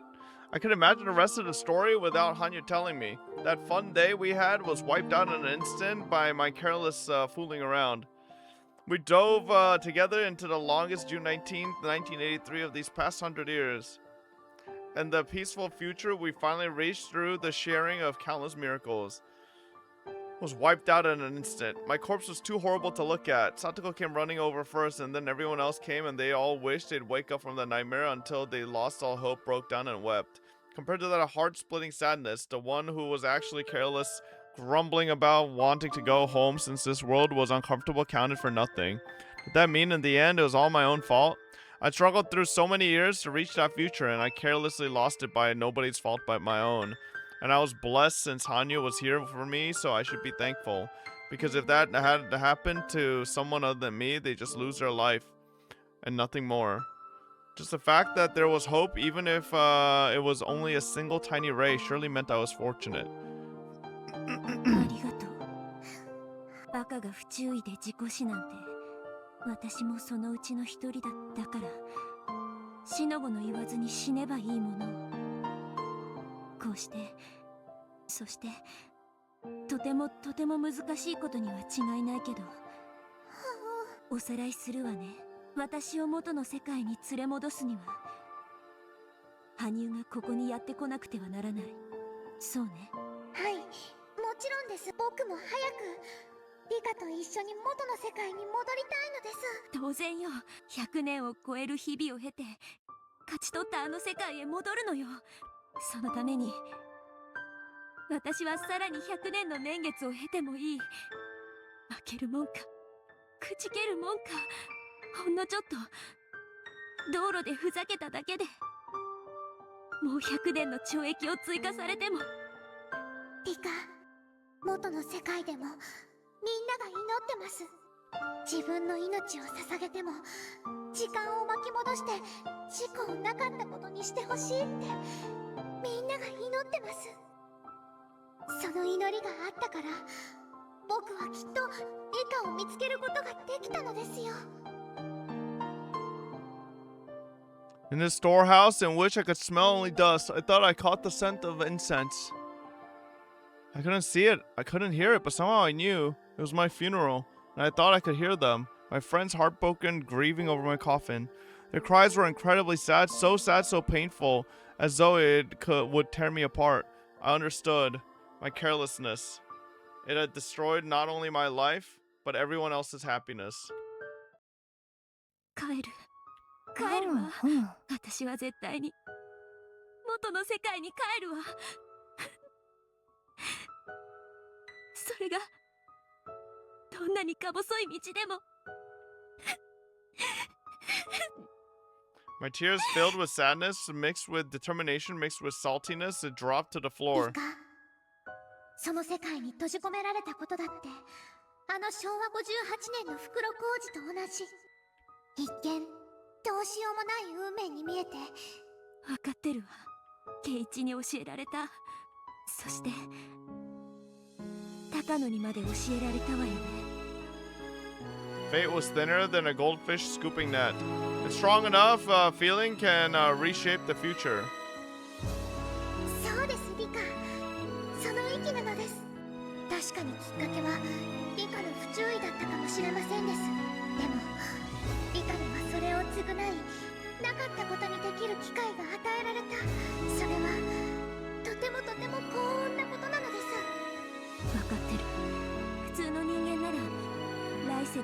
しってところを私だけが最後のチャンスをもらえてる。その意味理解できてるわ。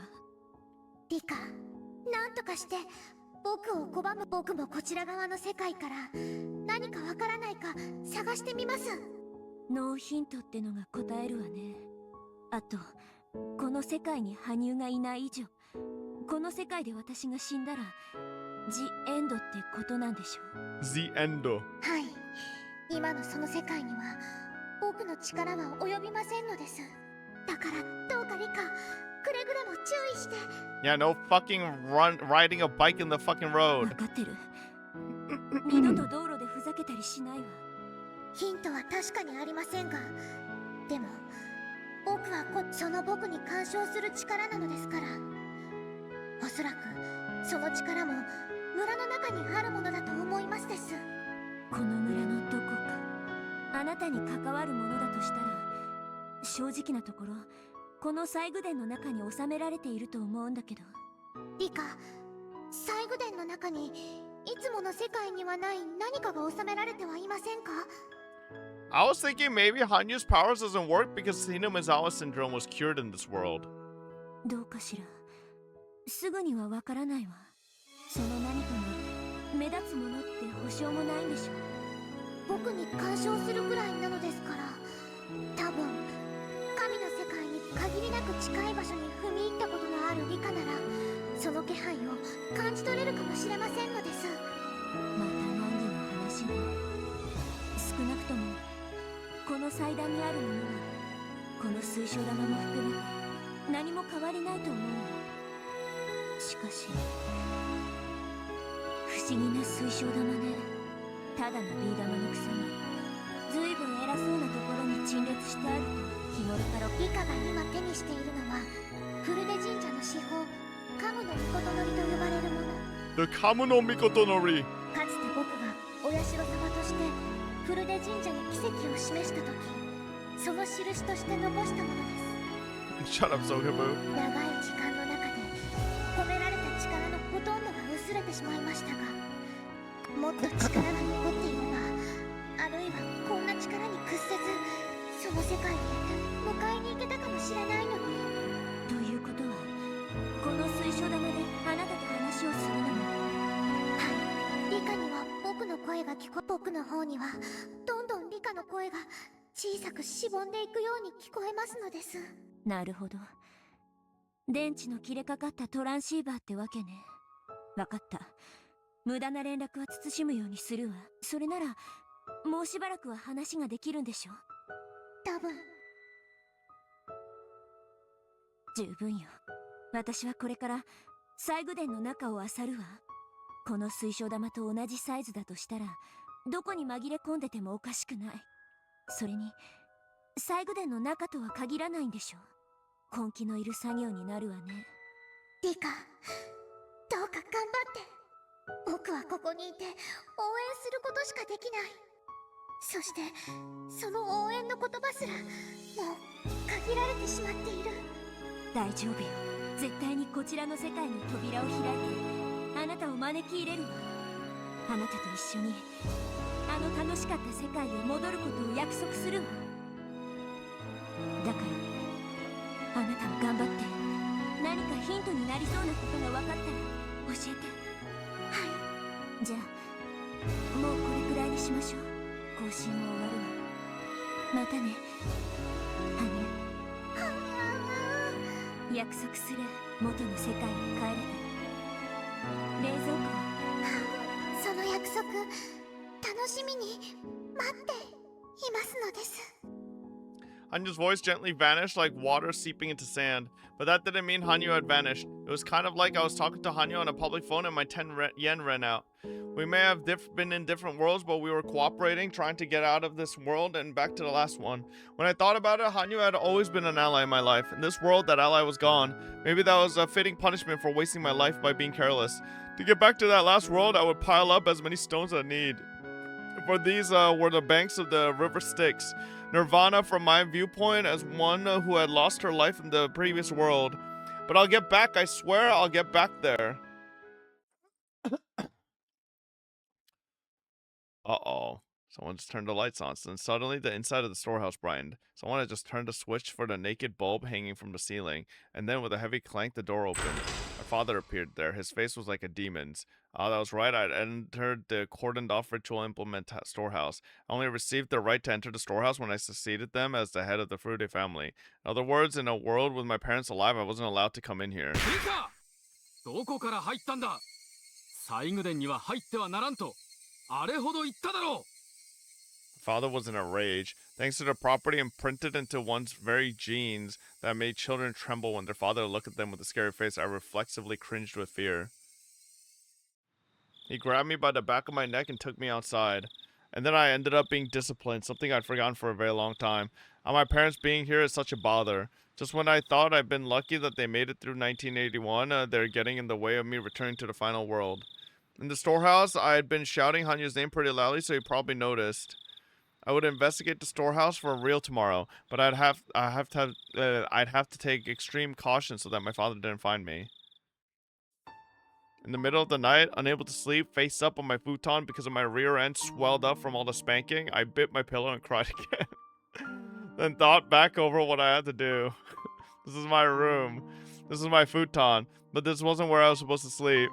The futon I was supposed to go home to was in a small house on the second floor of the renovated warehouse, the one next to Satoko's. But in this world, the youth group was probably still using it as a meeting place, so my futon obviously wouldn't be there. Then what futon was I supposed to use in this world? Punishment for doing something stupid and careless, bringing the future we all want to nothing. I need to find what was keeping Hanyu away so I could call her here. It would take a lot of effort. For that reason, I needed to build up my energy and get some sleep. Shedding tears was nothing but a waste of time and stamina. I knew that, but until I fell asleep, I wept into my pillow.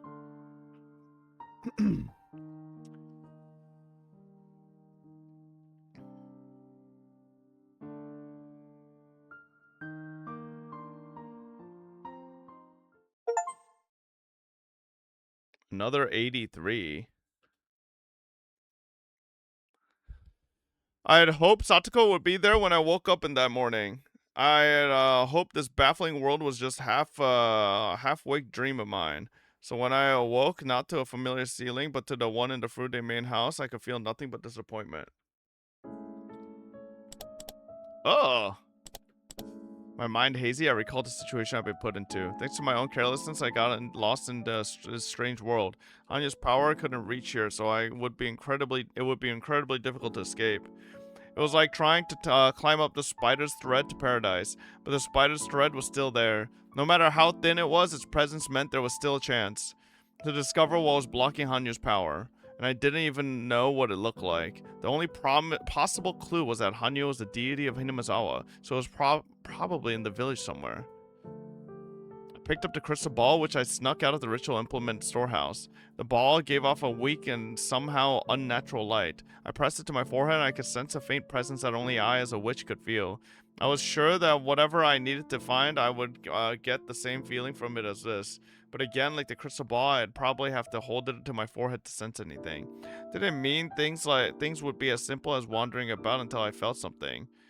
But if it was related to Hanyu's power, like the crystal ball was, it was almost certainly in that storehouse. Unfortunately, the storehouse was a complete mess of everything from ancient torture devices to piles of old documents to mountains of trash I didn't even know how to use. The only place with any semblance of cleanliness was the space around the vessel and the altar. Finding anything, especially an object as small as a crystal ball, would be no simple matter.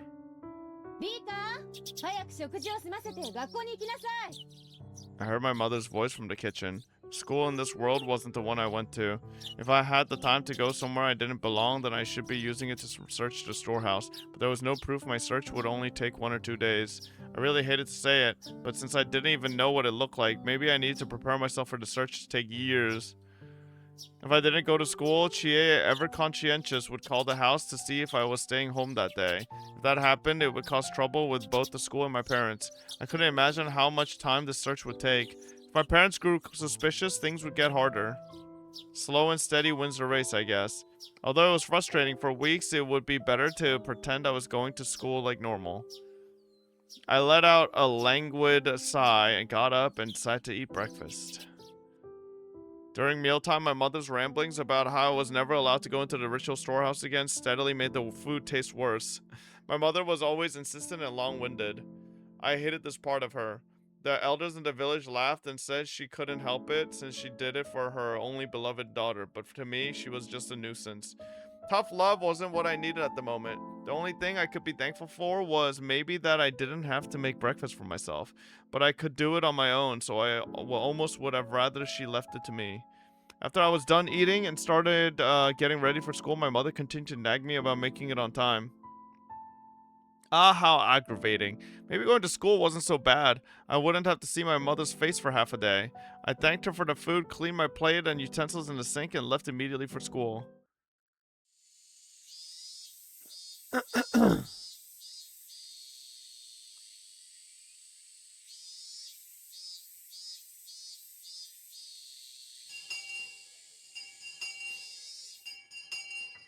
If everything was going to betray my expectations anyway, I wish class would too.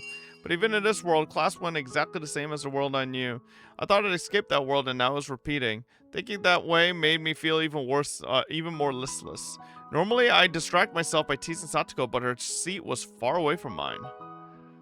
She was probably also so bored with class she didn't know what to do with herself. Satoshi, earnestly studying in the next seat over, was constantly trying to get her to focus. Mio seemed to be butting into Reina's business too, but they weren't fooling around. It was strange. It was a strange, though pleasant sight. They were helping one another learn. Actually, they weren't the only pleasant sight. Everyone in the classroom was like that. I felt like I was the only one left out. I didn't know whether my seat was in its own row because of the odd number of students, or I'd chosen this seat on purpose in this world, but it felt like my seat was separated from the rest of the classroom. When lunchtime came, I felt even more alienated. My classmates formed group with friends and took out their food. The club members who would always eat with me weren't here. Satoko was part of a circle of several friends, including her brother. There was no place for me to wedge myself into. Mio and Arena were sitting face to face as they ate. No room for me there either. And nobody asked me if I wanted to eat with them. And they had fun eating their own meals, so this seemed natural, like it was something that happened every day. For a short while, I waited, hoping for Satoko or Mio or Arena to invite me over. After the clock's minute hand moved 5, then 10 places, I realized I might be even left behind in eating. I finally gave up and opened my bento box.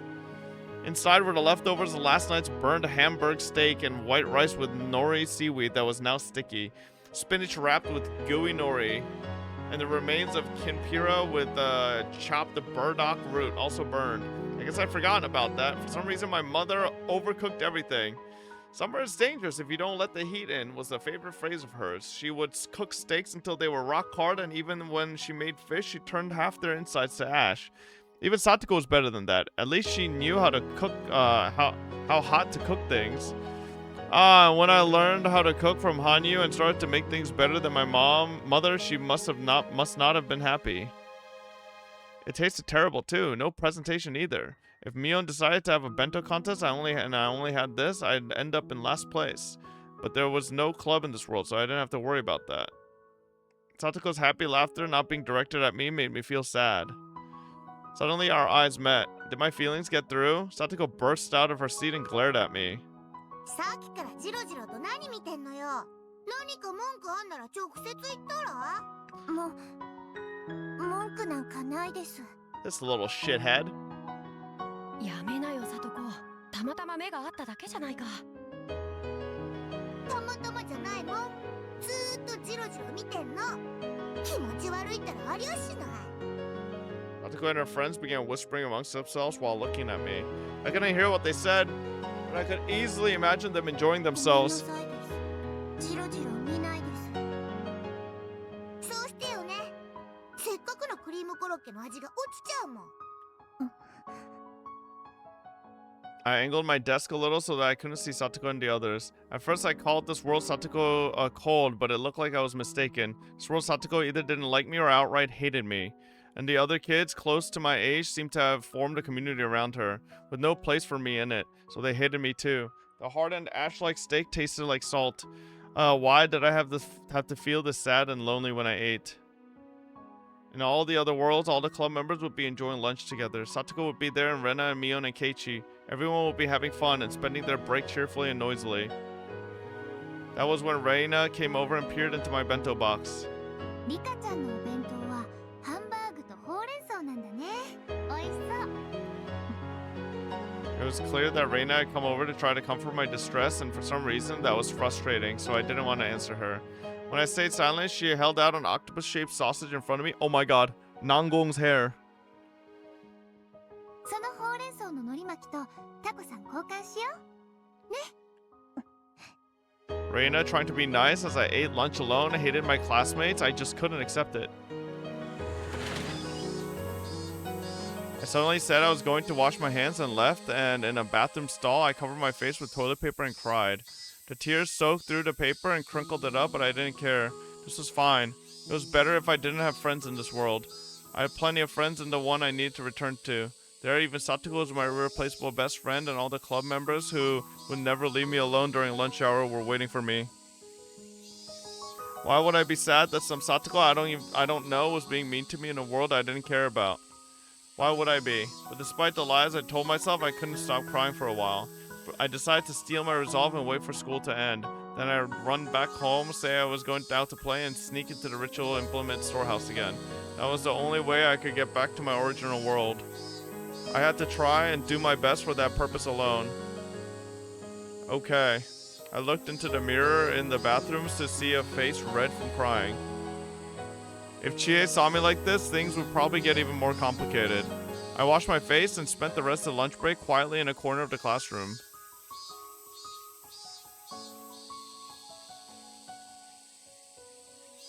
What's wrong with this dog? What? After school, I literally dashed out of the building. It would be a huge pain if I ended up caught in the rush of the other classmates as they headed out to play.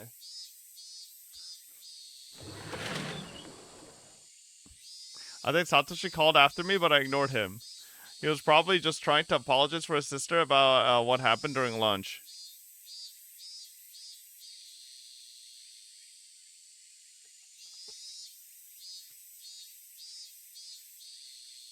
I didn't care about that. What do you want, Dodi? Huh? Wanna come up here? Holy moly, you're getting heavy, buddy. I didn't want to stay in this horrible world a second more than I needed to.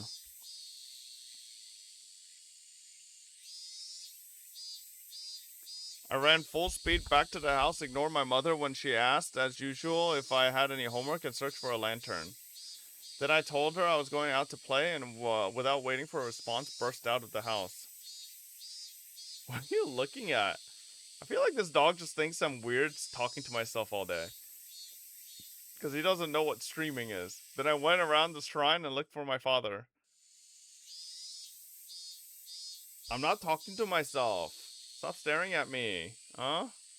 I saw a note hanging on the assembly hall that said there was a shrine association meeting. I could hear my father's voice amidst the lighthearted chatter.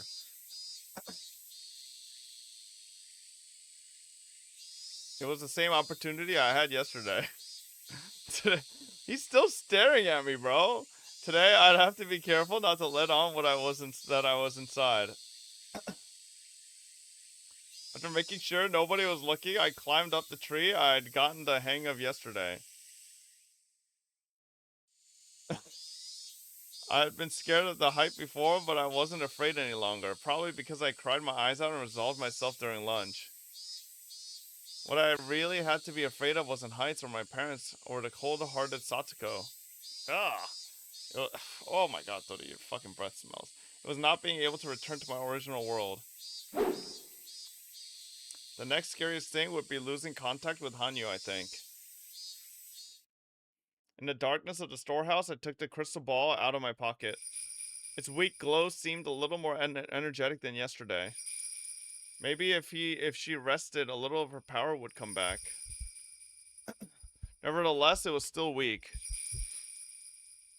If I wasted it on fruitless conversations, the light might go out entirely.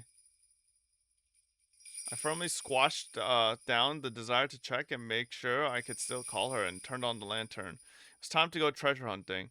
Was there anything around, anything only I could feel? Something that felt the same as this crystal ball somewhere.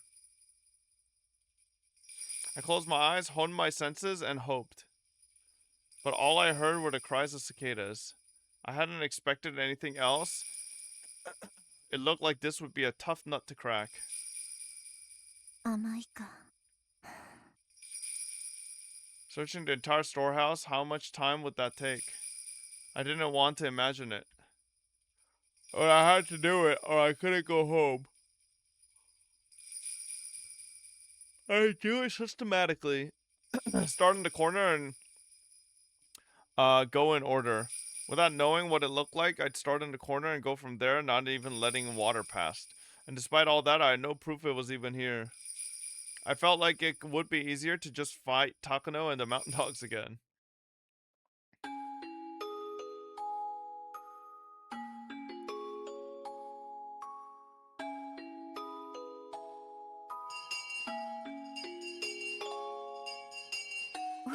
Hmm.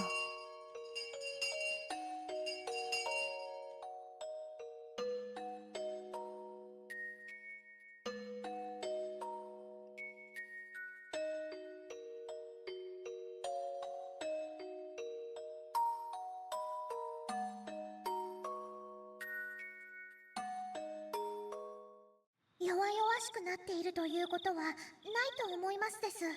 前と同じくらいの大きさの声に聞こえます。つまり相変わらず弱々しくしか届かないということね。こんな無駄話は不要ね。いいえ、今の理科には無駄話も必要と思いますです。かもね。ありがとう。こちらから話すわね。細工伝を自分なりに散々漁ったつもり。でもさっぱりだわ。1週間くらいは探してみたつもりだけど、何しろ Damn, it's been a 探してい whole るもの week. の形がわからないんだもの。仮に見つけていたとしても、私は気づかずに放置しているかもしれない。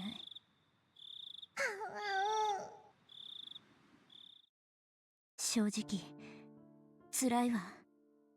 せめて形だけでもわかれば。あるいは細工殿の中にあるという保証でもあれば。ずっとここに閉じこもっていると頭がどうにかなってしまいそうよ。わかります。とても辛い探し物だと思いますです。僕もせめてかけらの姿がわからないかいろいろ頑張ってますのです。それで何かわかった？かけらは理科の世界では思いと解釈されていますのです。その思いが何かに宿る形でかけらとなっているのです。理屈はわかるけど、だからって何のヒントにもならないわね。それからそのかけらをこちらの世界に戻す方法なのですが、おそらく形を失うって何？壊せってこと？それも完全な形でなのです。人の世からなくなることで神の世に送ることができるのです。質量保存の法則って知ってる？完全に物を消すなんて不可能。いえ、ですから形を壊せばいいのです。わかりますか、リカ？古来から人は神に物を送る方法の中でそれを満たす方法がありますのですよ。そうか、わかったわ。A way ancients sent tributes to the gods, a way to get rid of something from the human world. 焼けってことね。焼いて灰にして天に送る。そうです。焼いて灰にすることで形は失われて意味を失い、人の世から消え去りますのです。なるほど。We need that sword かけらが宿 that る Han 何 Yu かを焼いて set away. 灰にしろってのね。その何かが簡単に燃やせるものであることを祈るわ。岩だった日には溶鉱炉にでも放り込まなきゃならなくなるわね。実はリカ、そのかけらが宿るのが物ではなく人である可能性もありますのです。なるほど。かけらは思いなんだもんね。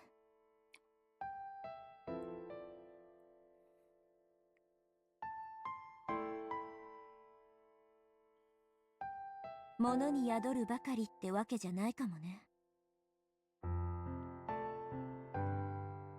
でも羽生、仮に人だったらどうするの？まさか焼いて灰にしろって言うんじゃないでしょうね。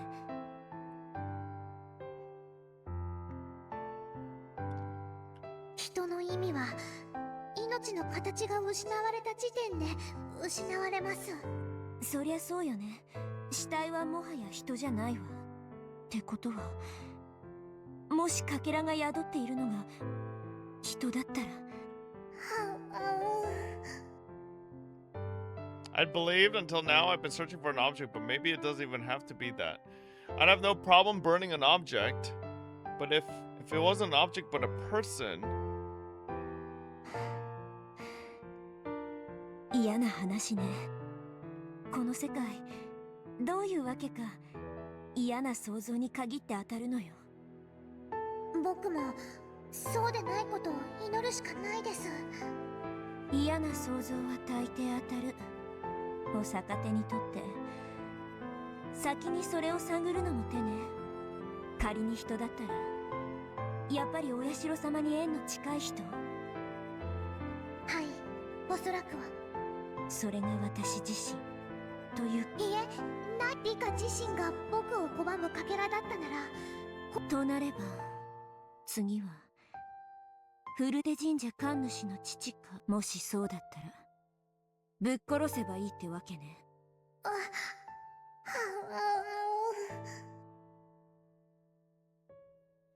My human morality refused the idea of killing my parents. But that was nothing a world-crossing witch needed to think about. For someone with a true world somewhere else, this was a false world. Meaning it was the same as a dream. Murdering someone in a dream was no different from doing it in a delusion or daydream. There was nothing to consider about committing the sin in this world. Hanyu was making sad ow ow noises, so I told her how I felt. 偽善しゃぶるのはやめて。ならあんたは元の世界へ帰るのは諦めてもいいって言うのね。あんたは卑怯よ。手を汚す決断を私にだけさせて、罪を誰か一人にかぶせれば他はみんな罪に私はちょうどいい人柱ってわけね。I felt those words were a little harsh on Hanyu. For a short while, she remained silent, not saying anything.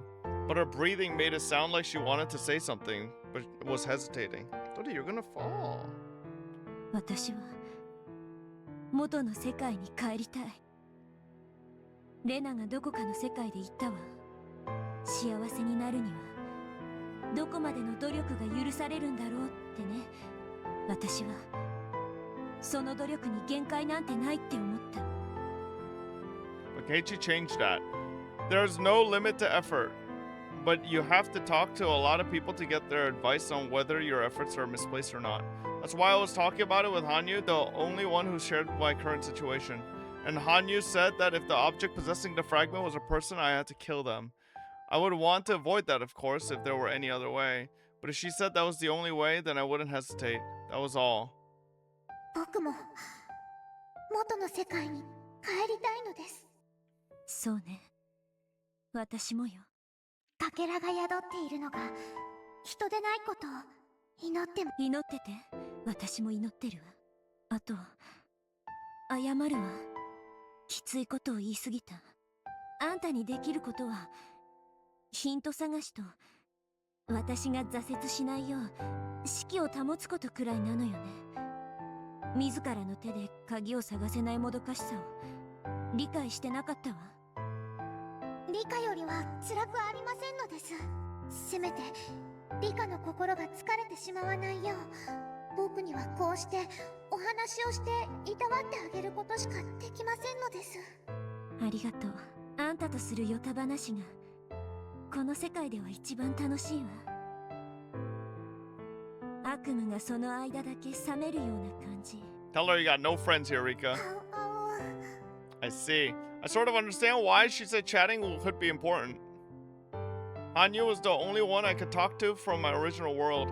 If I lose contact with Hanyu, maybe my very connection to that world would weaken and my memories would blur.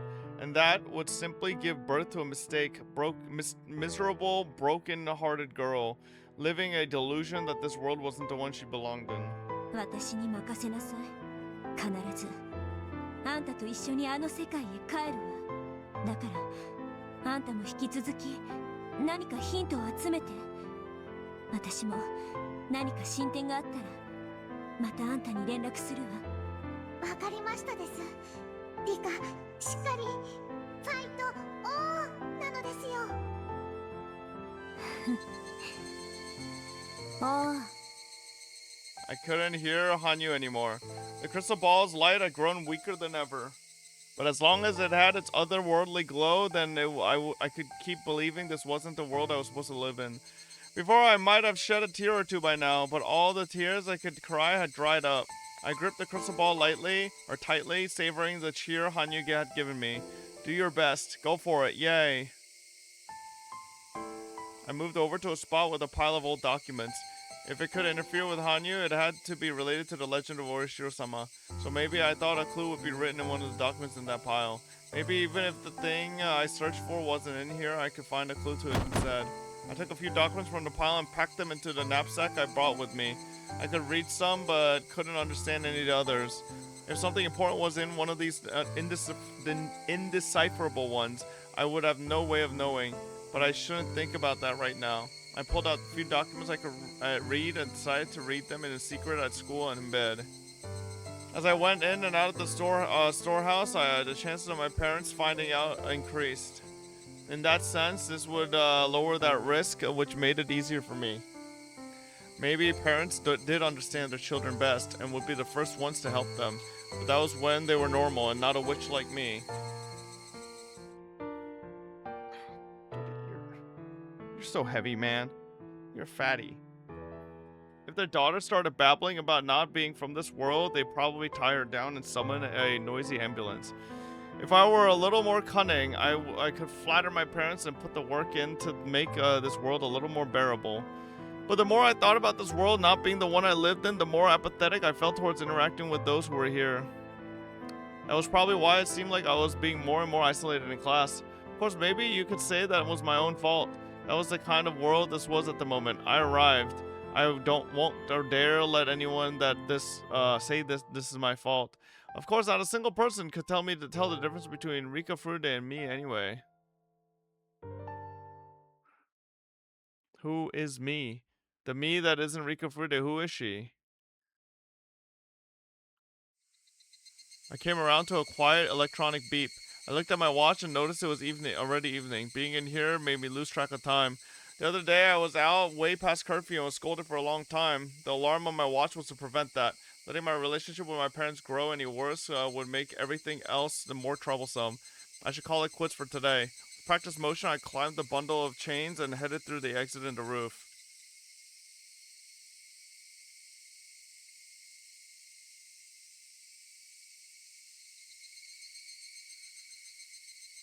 When I returned to the main house, I was surrounded by the cries of the Higurashi that I had grown completely tired of.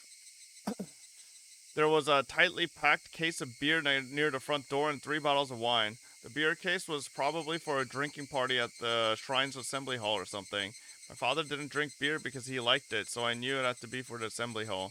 They delivered it here before the party so he could chill it beforehand in the Assembly Hall refrigerator. And the wine probably belonged to my father. My father enjoys Western spirits and wine most of all. And wine at the same time was something I enjoyed as well. After my parents had died in 1981, I'd gotten wine by bringing it from the main house. But my parents were alive in this world, so I couldn't do that. I stared at the bottles longingly as I tried to open the door, receiving the clack of its lock in response. I took a key from my pocket, unlocked the door, went in, and saw a note addressed to me right upon entering. It was from my mother. The note said an accident had suddenly occurred at the Kimiyoshi house and they'd be gone out to help with a memorial service. They'd be late coming back and so on and so forth. Written as a postscript was a notice that the brewer would be bringing alcohol and to take it inside the front door once I got back for them. I see, that must have been referring to all of this. If the person had come while I was here, I could have told them to put it inside, but I couldn't bear to see them outside like this.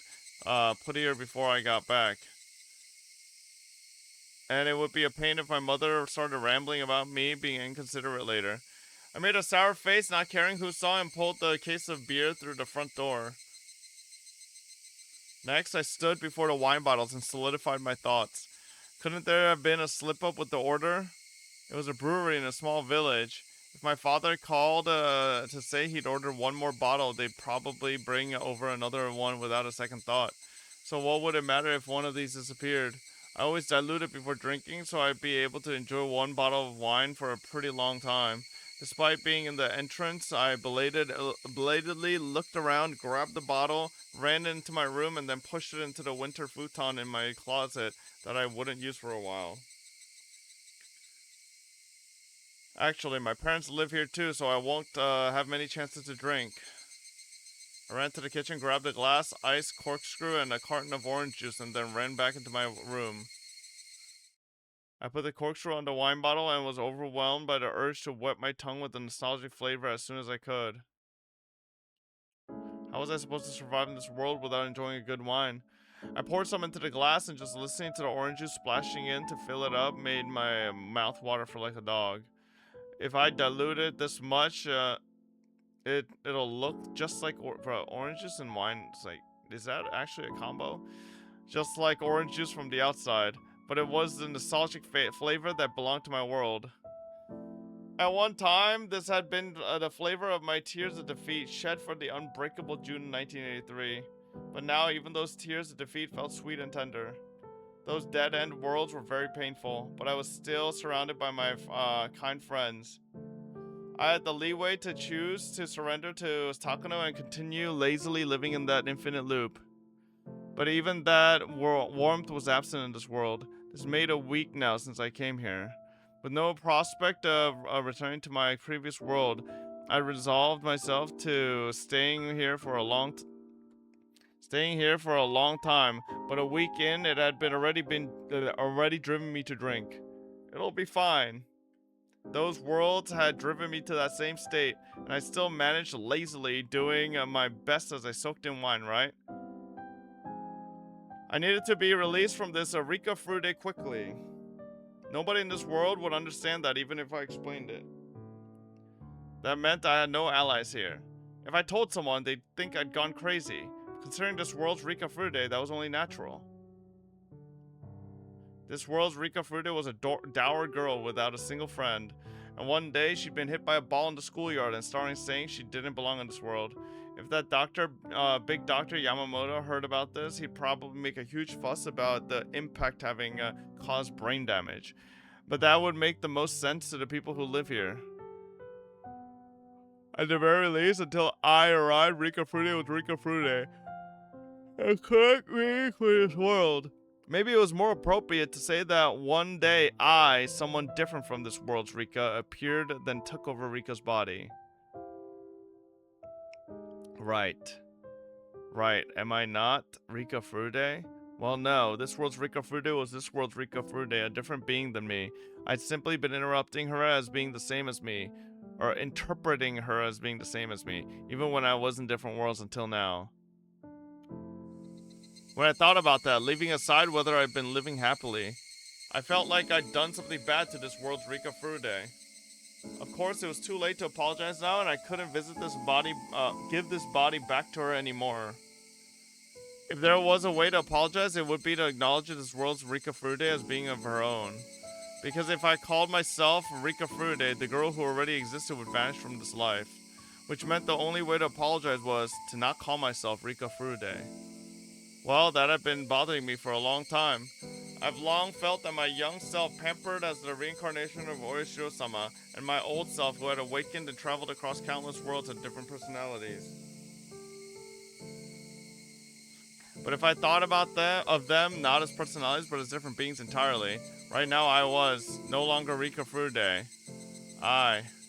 Who am I? I stared vacantly at the wine bottle. Did I like this brand? My father always loved to drink this wine.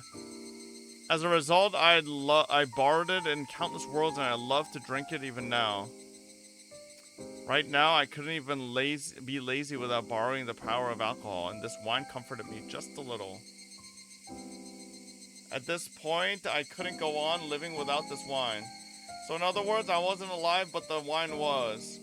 Which meant I wasn't Rika Frude and that I was the wine. I stared at the western letters of the brand name written on the wine label, which I didn't know how to pronounce, and thought to myself that it was the name of me. My name is Rika Frude. No, not that, but this burnt. Oh my god. Cinema. I don't know what that means. Maybe I'll ask my father. Frederica Berncastel.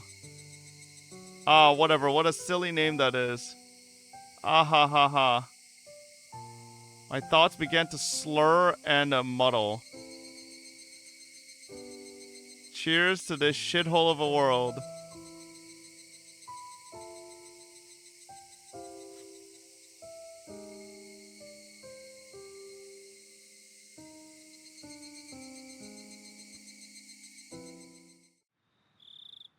いつも僕のご飯を作ってくれてありがとうなのですよ。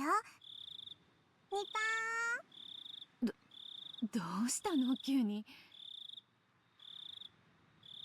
母の日はとっくに過ぎてるわよ。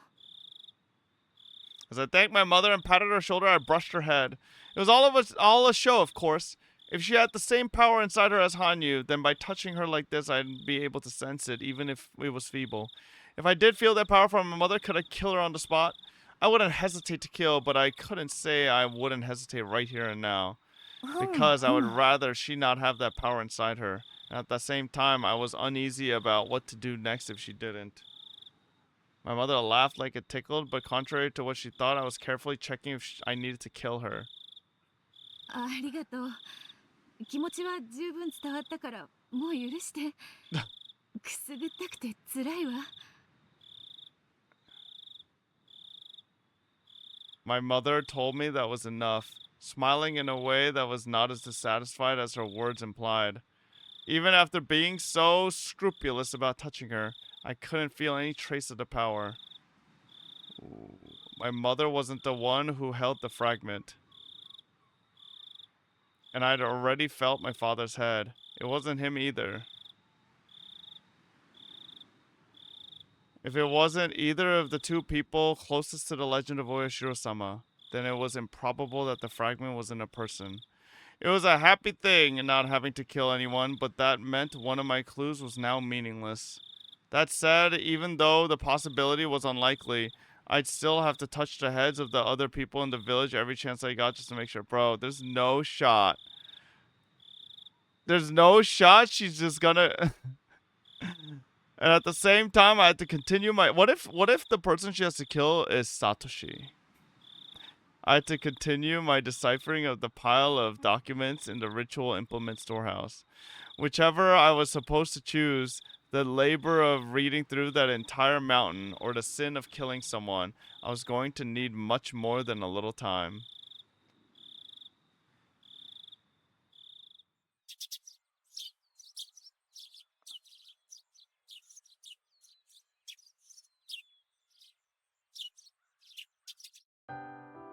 I had lost track of how many mornings it had been since I drifted to this world.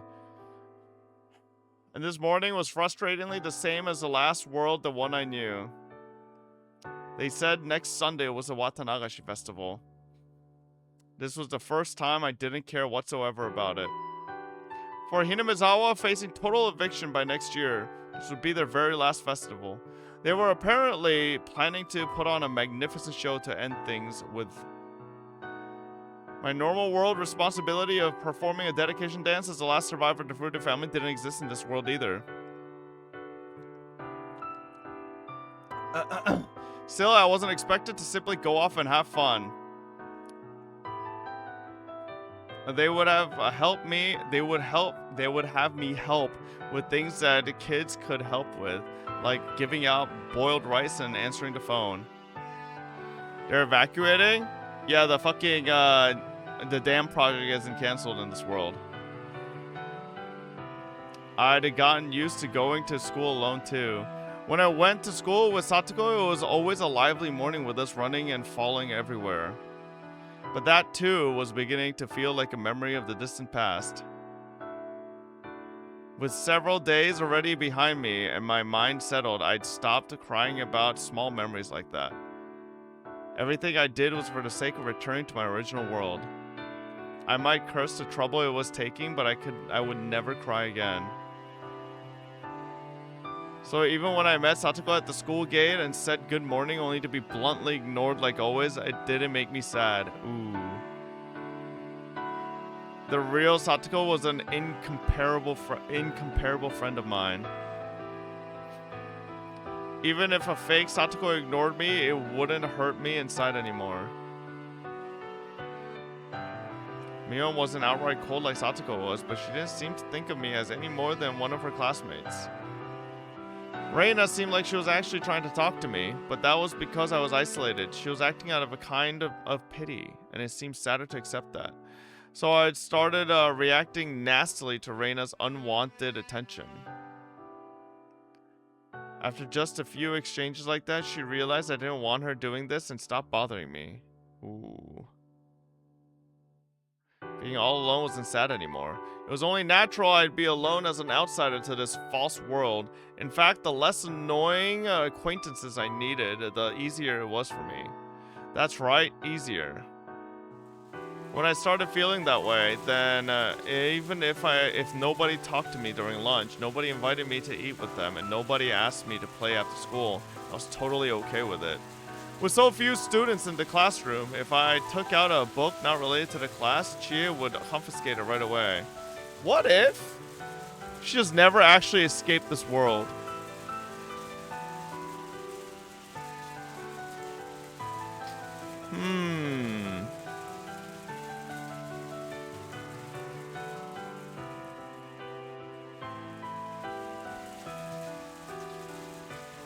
So she lives a normal life? I probably wouldn't be able to read the old documents while she was teaching. So all I could do was wrap them in covers I made from flipping over leaflets and folding them, and spend my free time at school pretending I was reading a regular book. I think she will escape this world, but I think the experience in this world maybe affects her enough where, like, she isn't the same. We weren't allowed to bring comics to school, but the unspoken agreement was that you could read novels as long as you didn't do it during class. If I could just ignore the hustle and bustle, lunch break was the time I could focus the most. Somewhere in those countless worlds, there was a time when I got bored with my daily life and read a lot of old documents. Thanks to that, I knew the gist of their contents. I just hoped there was a clue somewhere in them about the fragment rejecting Hanyu from this world. It had been raining since midday. All of my classmates had stayed in the classroom for break, venting their pent-up energy indoors. Thanks to that, it was a bothersome, loud, and uncomfortable day for me. 何ネクラな顔して読んでんの？ At the same time as those words, my old document was taken from me, and there was Satoko's face smiling evilly. 何これ？わけわかんない。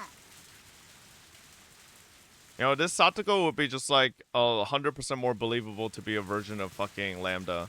Satoko looked at the old document she'd stolen from me with disgust. While someone as ignorant as Satoko had no way to understand it.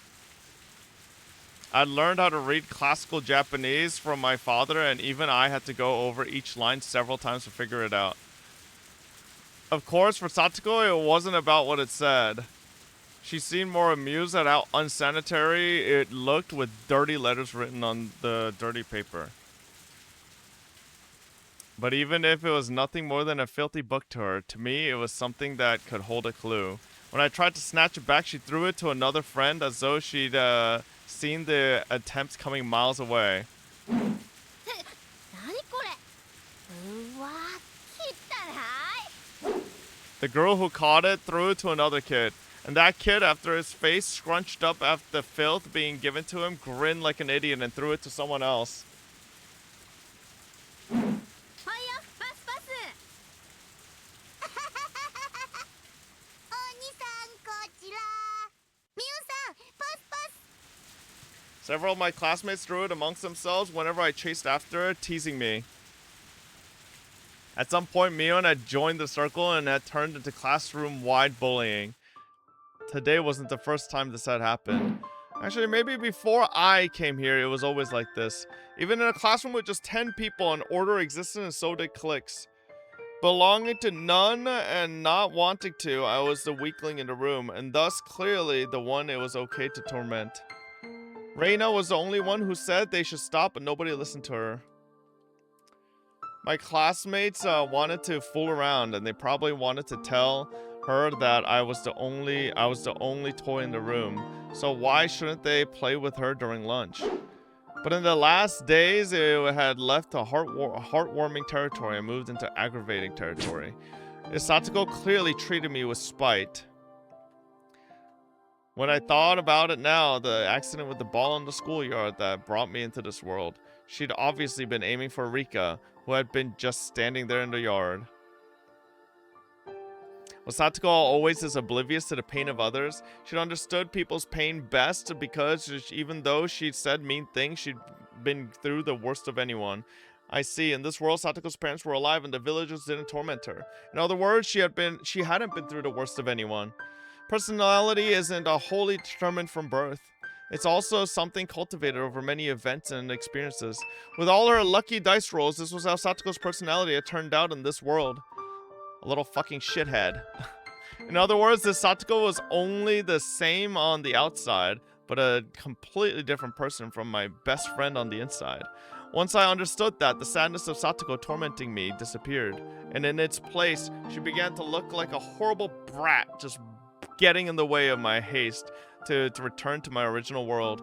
Don't bother me. I don't care what any of you do in this lunatic world, but I'm desperately working to return to my original one, so stay out of my way.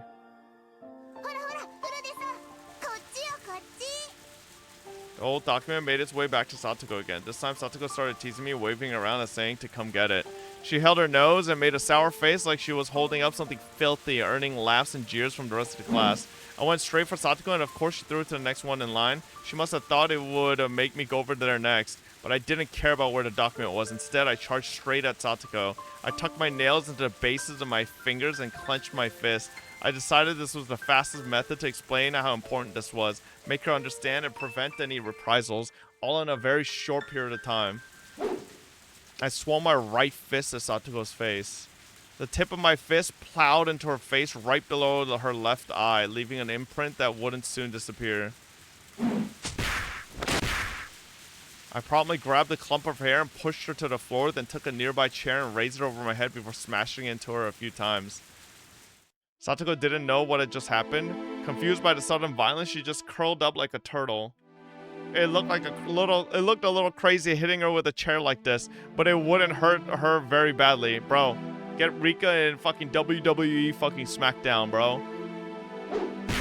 Holy shit, I raised the chair, then slammed it down over top of Satoko's upper body. Exactly as if to hold her to the ground. I lifted my foot above the chair and stomped on it like I was hammering in a nail. Satoko, あんた少しうるさい。私の親友と同じ顔してるから、ちょっと多めに見てきたけど。いい加減。あんたのその甲高い声にもイラついてきたわ。以後、私の半径1メートル以内に入ったら、言い訳なしで即ぶん殴るから。聞いてる？ I stomped on the chair again and finally saw an expression of fear arrive on Satoko's face. I knew this was the best answer. When given the chance, I had to give it to her straight, but it made me mad. I was the last one in the world who wanted to see Satoko looking like that. I was the one who was forcing her to make that expression. It made me sick. But it was fine in the end. This Satoko wasn't the one I knew after all. And one day, I'd leave this world for sure. Even if I killed her on the spot, it wouldn't have anything to do with Satoko of my world. That's why it didn't hurt inside at all seeing her look at me so terrified.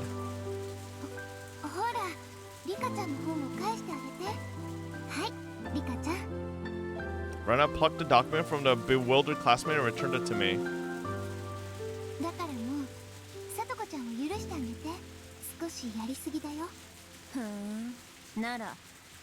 私の大切な本を奪って貴重な読書の時間の邪魔をするのは大してやりすぎではない。そういう意味じゃなくて、当事者じゃないなら引っ込んでて。私はこれを取り戻せて満足。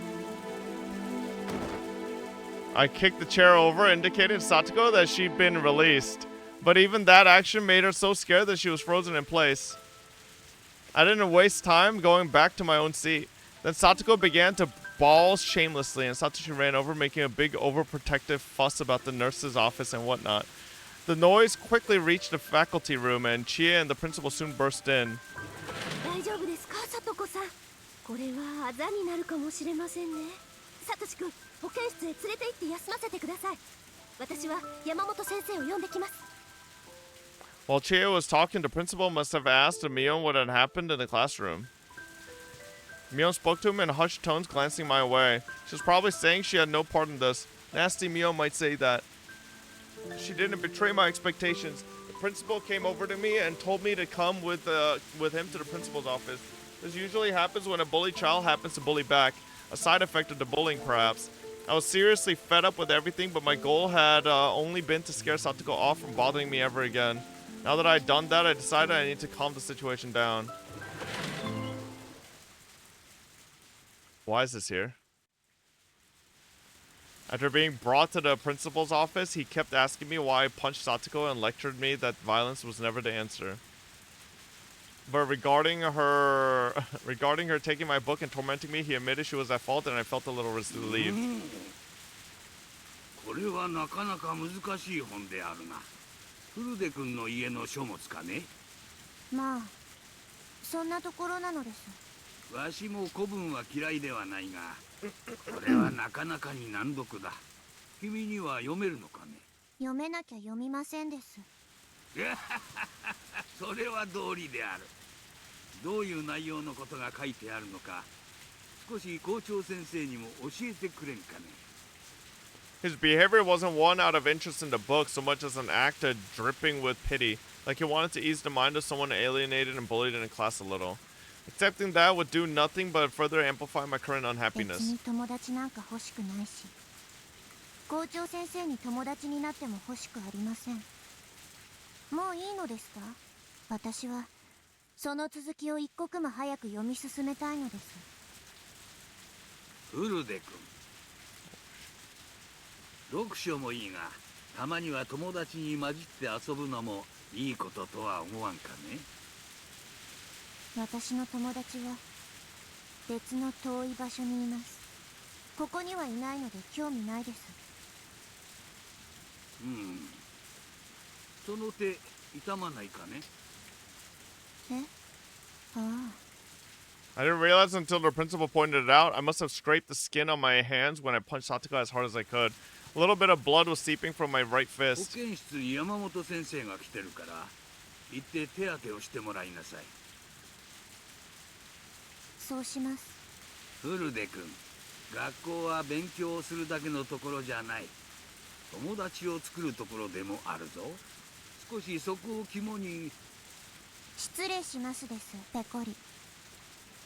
Bekori? This world's principal wasn't the principal who was allowed to lecture me.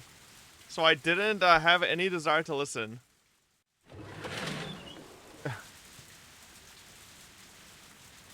On my way to the nurse's office, I passed the classroom. I met eyes with several students inside, but they immediately looked away. Maybe this will work out. I'm more comfortable with them being scared than teasing me. When I went into the nurse's office, the doctor was just putting a big piece of absorbent cotton under Satoko's eyes. Chie, who was with her, looked at me, then walked over with a scary look on her face. さあ二人とも、さとこさんはご本を取ってごめんなさいと、古出さんは殴ってごめんなさいと、互いに謝りなさい。Satoko, who had been scared and weak in the face of sudden violence earlier, must have calmed down since she now looked dejected. She looked like it didn't make sense to her, how she was only teasing me a little, and then I suddenly went crazy for no reason and hit her. If she was like that, there was no way she would apologize first. Of course, I had no duty to apologize either. so I wouldn't apologize first. ほら二人ともお互い謝らないならいつまでもこのままですよ。 Chia yelled at us. Clearly making a sour face, I held my bleeding fist out to Yamamoto. 出血してるじゃないかね。座りなさい。消毒しよう。二人とも先生の言うことが聞けませんか？謝りなさい。 I sensed that if we kept making Chia mad, she might tell us to stay after school. What did she think this was? Like hell, I'd let some school I don't care about do their little lecturing nonsense at me? Every second of every minute is precious. I can't waste a single one. Once I understood that, I was the first to act. As Yamamoto disinfected the wound, I smoothly gave her my apology. 校長さん、殴ったりしてごめんなさい。 Even I was appalled at how insincere my apology was. Oh, give me a sec.